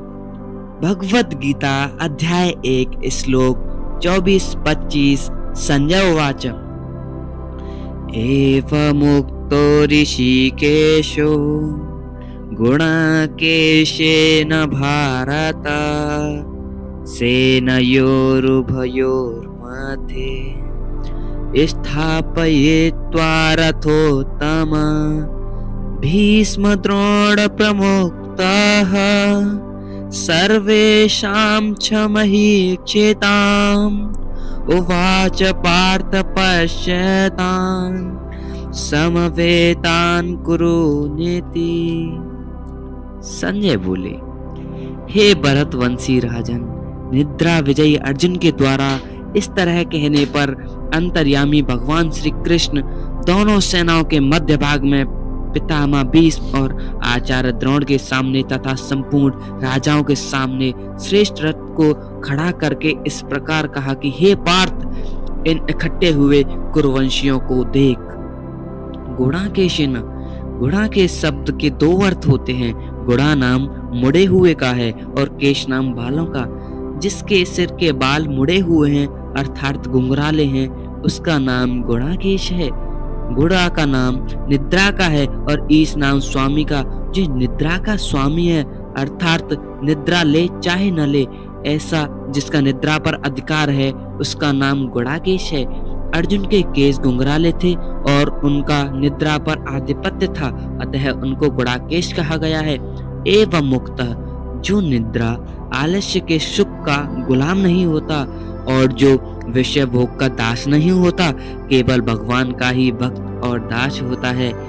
उस भक्त की बात भगवान सुनते हैं, केवल सुनते ही नहीं उसकी आज्ञा का भी पालन करते हैं। इसलिए अपने सखा भक्त अर्जुन के द्वारा आज्ञा देने पर अंतर्यामी भगवान श्री कृष्ण दोनों सेनाओं के बीच में अर्जुन का रथ खड़ा कर दिया। ऋषिकेश, इंद्रियों का नाम ऋषिक है। जो इंद्रियों के ईश अर्थात स्वामी हैं, उनको ऋषिकेश कहते हैं। पहले 21वें श्लोक में और यहाँ ऋषिकेश कहने का तात्पर्य है कि जो मन, बुद्धि, इंद्रियां आदि सबके प्रेरक हैं, सबको आज्ञा देने वाले हैं, वे ही अंतर्यामी भगवान यहाँ अर्जुन की आज्ञा का पालन करने के लिए बन गए हैं। यह उनकी अर्जुन पर कितनी अधिक कृपा है। सेनयोरुभयोर मध्ये स्थापयित्वा रथोत्तम, दोनों सेनाओं के बीच में जहाँ खाली जगह थी वहाँ भगवान ने अर्जुन के श्रेष्ठ रथ को खड़ा कर दिया। भीष्म द्रोण प्रमुखतः सर्वेषां च महिष्यताम्, उस रथ को भी भगवान ने विलक्षण चतुराई से ऐसी जगह खड़ा किया जहाँ से अर्जुन को कौटुंबिक संबंधियों पितामह भीष्म, विद्या के संबंध रखने वाले द्रोण और कौरव सेना के मुख्य राजा लोग ही दिखाई दे सके। उवाच पार्थ पश्यतान समवेतान कुरुनिति, कुरु पद में धृतराष्ट्र के पुत्र और पांडु के पुत्र ये दोनों आ जाते हैं, क्योंकि ये दोनों ही कुरुवंशी हैं। युद्ध के लिए एकत्र हुए इन कुरुवंशियों को देख, ऐसा कहने का तात्पर्य है कि इन कुरुवंशियों को देखकर अर्जुन के भीतर यह भाव पैदा हो जाए कि हम सब एक ही तो हैं। इस पक्ष के हों चाहे उस पक्ष के हों, भले हों बुरे हों, सदाचारी हों चाहे दुराचारी हों, पर हैं अपने साथ के ही कुटुंबी। इस कारण अर्जुन में छिपा हुआ कौटुंबिक ममता युक्त मोह जागृत हो जाए और मोह जागृत होने से अर्जुन जिज्ञासु बन जाए, जिससे अर्जुन को निमित्त बनाकर भावी कलयुगी जीवों के कल्याण के लिए गीता का महान उपदेश दिया जा सके। इस भाव से भगवान ने यहाँ पश्यतान समवेता कुरुन कहा है। नहीं तो भगवान पश्यतान धार्तराष्ट्रान समानिति ऐसा भी कह सकते थे, परंतु ऐसा कहने से अर्जुन के भीतर युद्ध करने का जोश आता, जिससे गीता के प्राकट्य अवसर नहीं होते और अर्जुन के भीतर का प्रस्तुत कौटुंबिक मोह दूर नहीं होता, जिसको दूर करना भगवान अपनी जिम्मेदारी मानते हैं। जैसे कोई फोड़ा हो जाता है तो वैद्य लोग पहले उसको पकाने की चेष्टा करते हैं और जब वह पक जाता है तब उसको चीरा देकर साफ कर देते हैं। ऐसे ही भगवान भक्त के भीतर छिपे हुए मोह पहले जागृत करके उसको मिटाते हैं। यहाँ भी भगवान अर्जुन के भीतर छिपे हुए मोह को कुरुन पश्य कहकर जागृत कर रहे हैं, जिसको आगे उपदेश देकर नष्ट कर देंगे।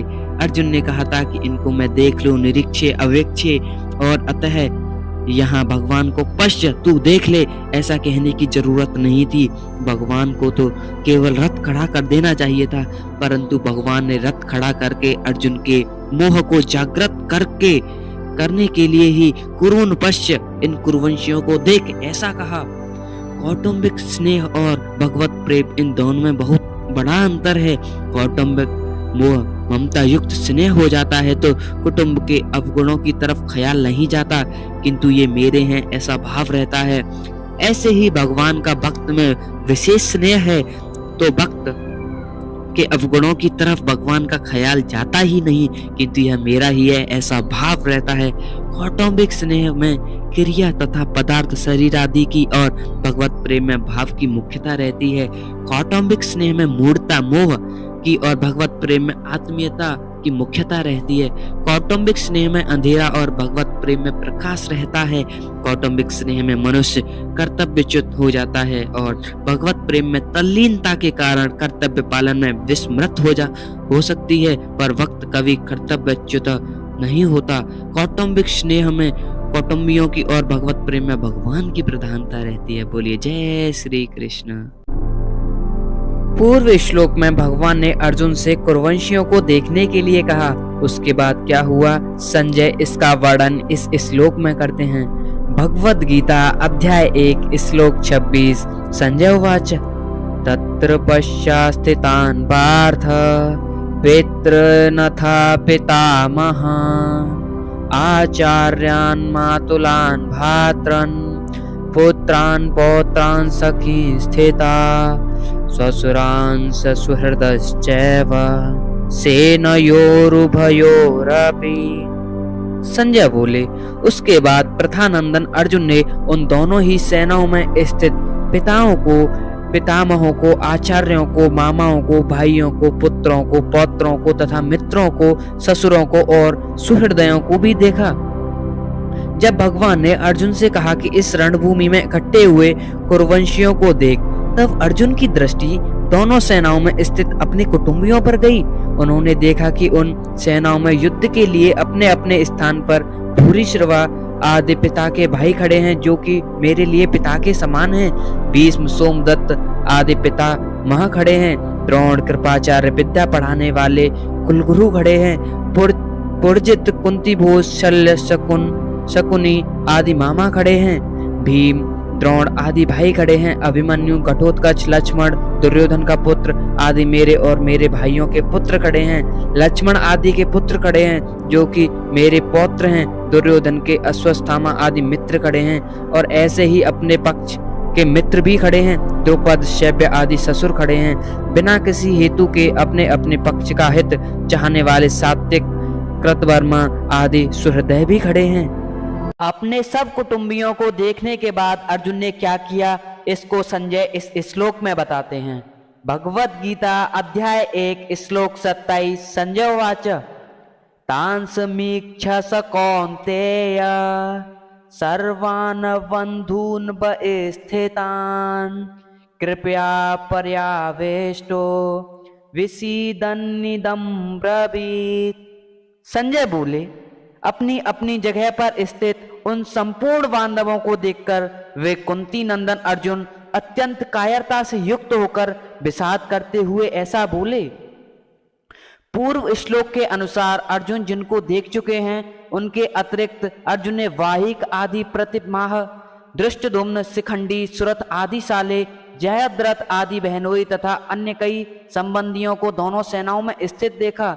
सकौन्तेय, कृपया पर्याविष्ट, इन पदों में सकौन्तेय कहने का तात्पर्य है कि माता कुंती ने जिनको युद्ध करने के लिए संदेश भेजा था और जिन्होंने सूरवीरता में आकर मेरे साथ दो हाथ करने वाले कौन हैं, ऐसे मुख्य योद्धाओं को देखने के लिए भगवान श्री कृष्ण को दोनों सेनाओं के बीच में रथ खड़ा करने की आज्ञा दी थी। वे ही कुंती नंदन अर्जुन अत्यंत कायरता से युक्त हो जाते हैं।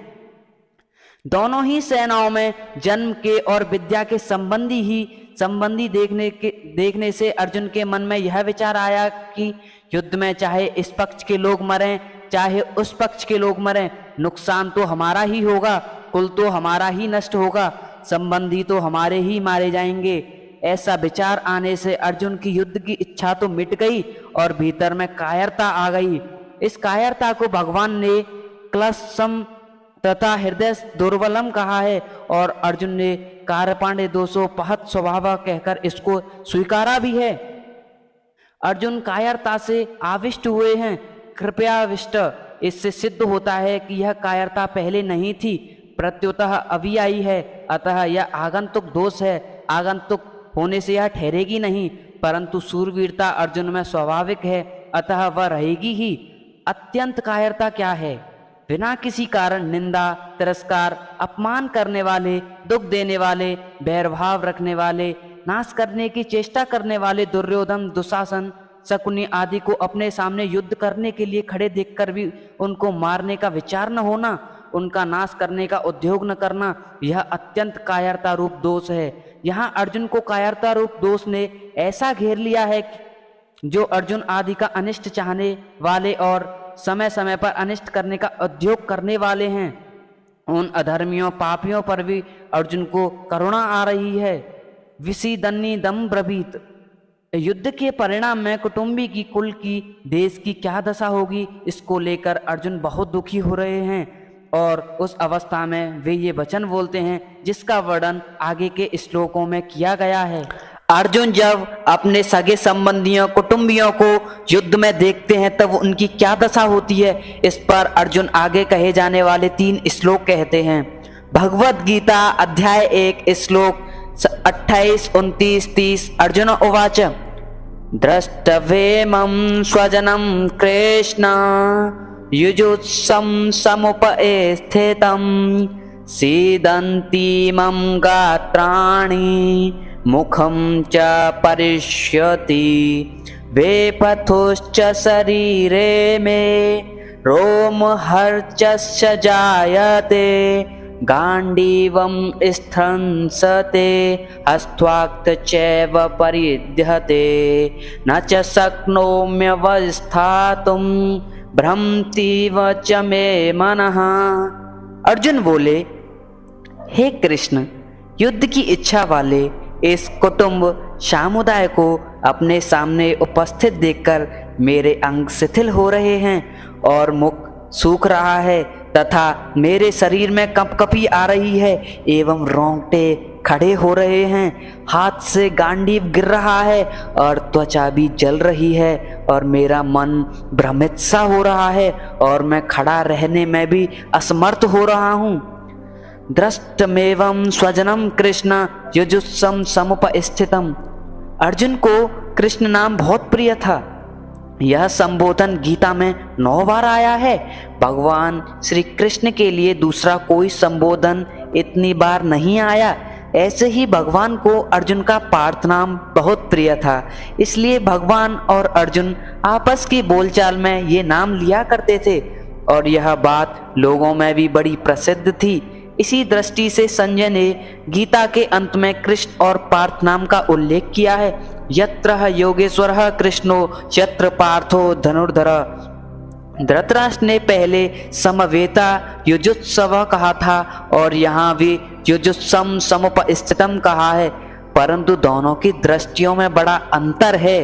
धृतराष्ट्र की दृष्टि में तो दुर्योधन आदि मेरे पुत्र हैं और युधिष्ठिर आदि पुत्र पांडु के हैं, ऐसा भेद है। अतः धृतराष्ट्र ने वहां मामका और पांडवा कहा है, परंतु अर्जुन की दृष्टि में यह भेद नहीं है। अतः अर्जुन यहाँ स्वजनम कहा है, जिसमें दोनों पक्ष के लोग आ जाते हैं। तात्पर्य है कि धृतराष्ट्र को तो युद्ध में अपने पुत्रों के मरने की आशंका का भय है, शोक है, परंतु अर्जुन को दोनों ओर से कुटुंबियों के मरने की आशंका से शोक हो रहा है कि किसी भी तरफ से कोई भी मरे, पर मरेगा तो हमारे कुटुंब का ही। अब दृष्टवा पद 3 बार आया है। दृष्टवा तो पांडवानीकम, व्यवस्थितान दृष्टवा धृतराष्ट्रान और यहाँ दृष्टमेवं स्वजनः। इन तीनों का तात्पर्य है कि दुर्योधन का देखना तो एक तरह का ही रहा, अर्थात दुर्योधन का तो युद्ध का ही एक भाव रहा, परंतु अर्जुन का देखना तो 2 तरह का हुआ। पहले तो अर्जुन धृतराष्ट्र के पुत्रों को देखकर वीरता में आकर युद्ध के लिए धनुष उठाकर खड़े हो जाते हैं और अब स्वजनों को देखकर कायरता से आविष्ट हो रहे हैं, युद्ध से उपरत हो रहे हैं और उनके हाथ से धनुष गिर रहा है। सिदंतीमं गात्राणि भ्रमतीव च मे मनः। अर्जुन के मन में युद्ध के भावी परिणाम को लेकर चिंता हो रही है, दुख हो रहा है। उस चिंता दुख का असर अर्जुन के शरीर पर पड़ रहा है। उसी असर को अर्जुन स्पष्ट शब्दों में कह रहे हैं कि मेरे शरीर का हाथ, पैर, मुख आदि एक एक अंग शिथिल हो रहा है, मुख सूखता जा रहा है, जिससे बोलने में कठिनाई हो रही है। सारा शरीर थर थर कांप रहा है, शरीर के सभी रोंगटे खड़े हो रहे हैं। अर्थात सारा शरीर रोमांचित हो रहा है। जिस गांडीव धनुष की प्रत्यांश की टंकार से शत्रु भयभीत हो जाते हैं, वही गांडीव धनुष आज मेरे हाथ से गिर रहा है। त्वचा में सारे शरीर में जलन हो रही है, मेरा मन भ्रमित हो रहा है और मेरे को क्या करना चाहिए यह भी नहीं सूझ रहा है। यहाँ युद्ध भूमि में रथ पर खड़े रहने में भी मैं असमर्थ हो रहा हूँ। ऐसा लगता है मैं मूर्छित होकर गिर पड़ूंगा। ऐसे अनर्थकारक युद्ध में खड़ा रहना भी एक पाप मालूम दे रहा है।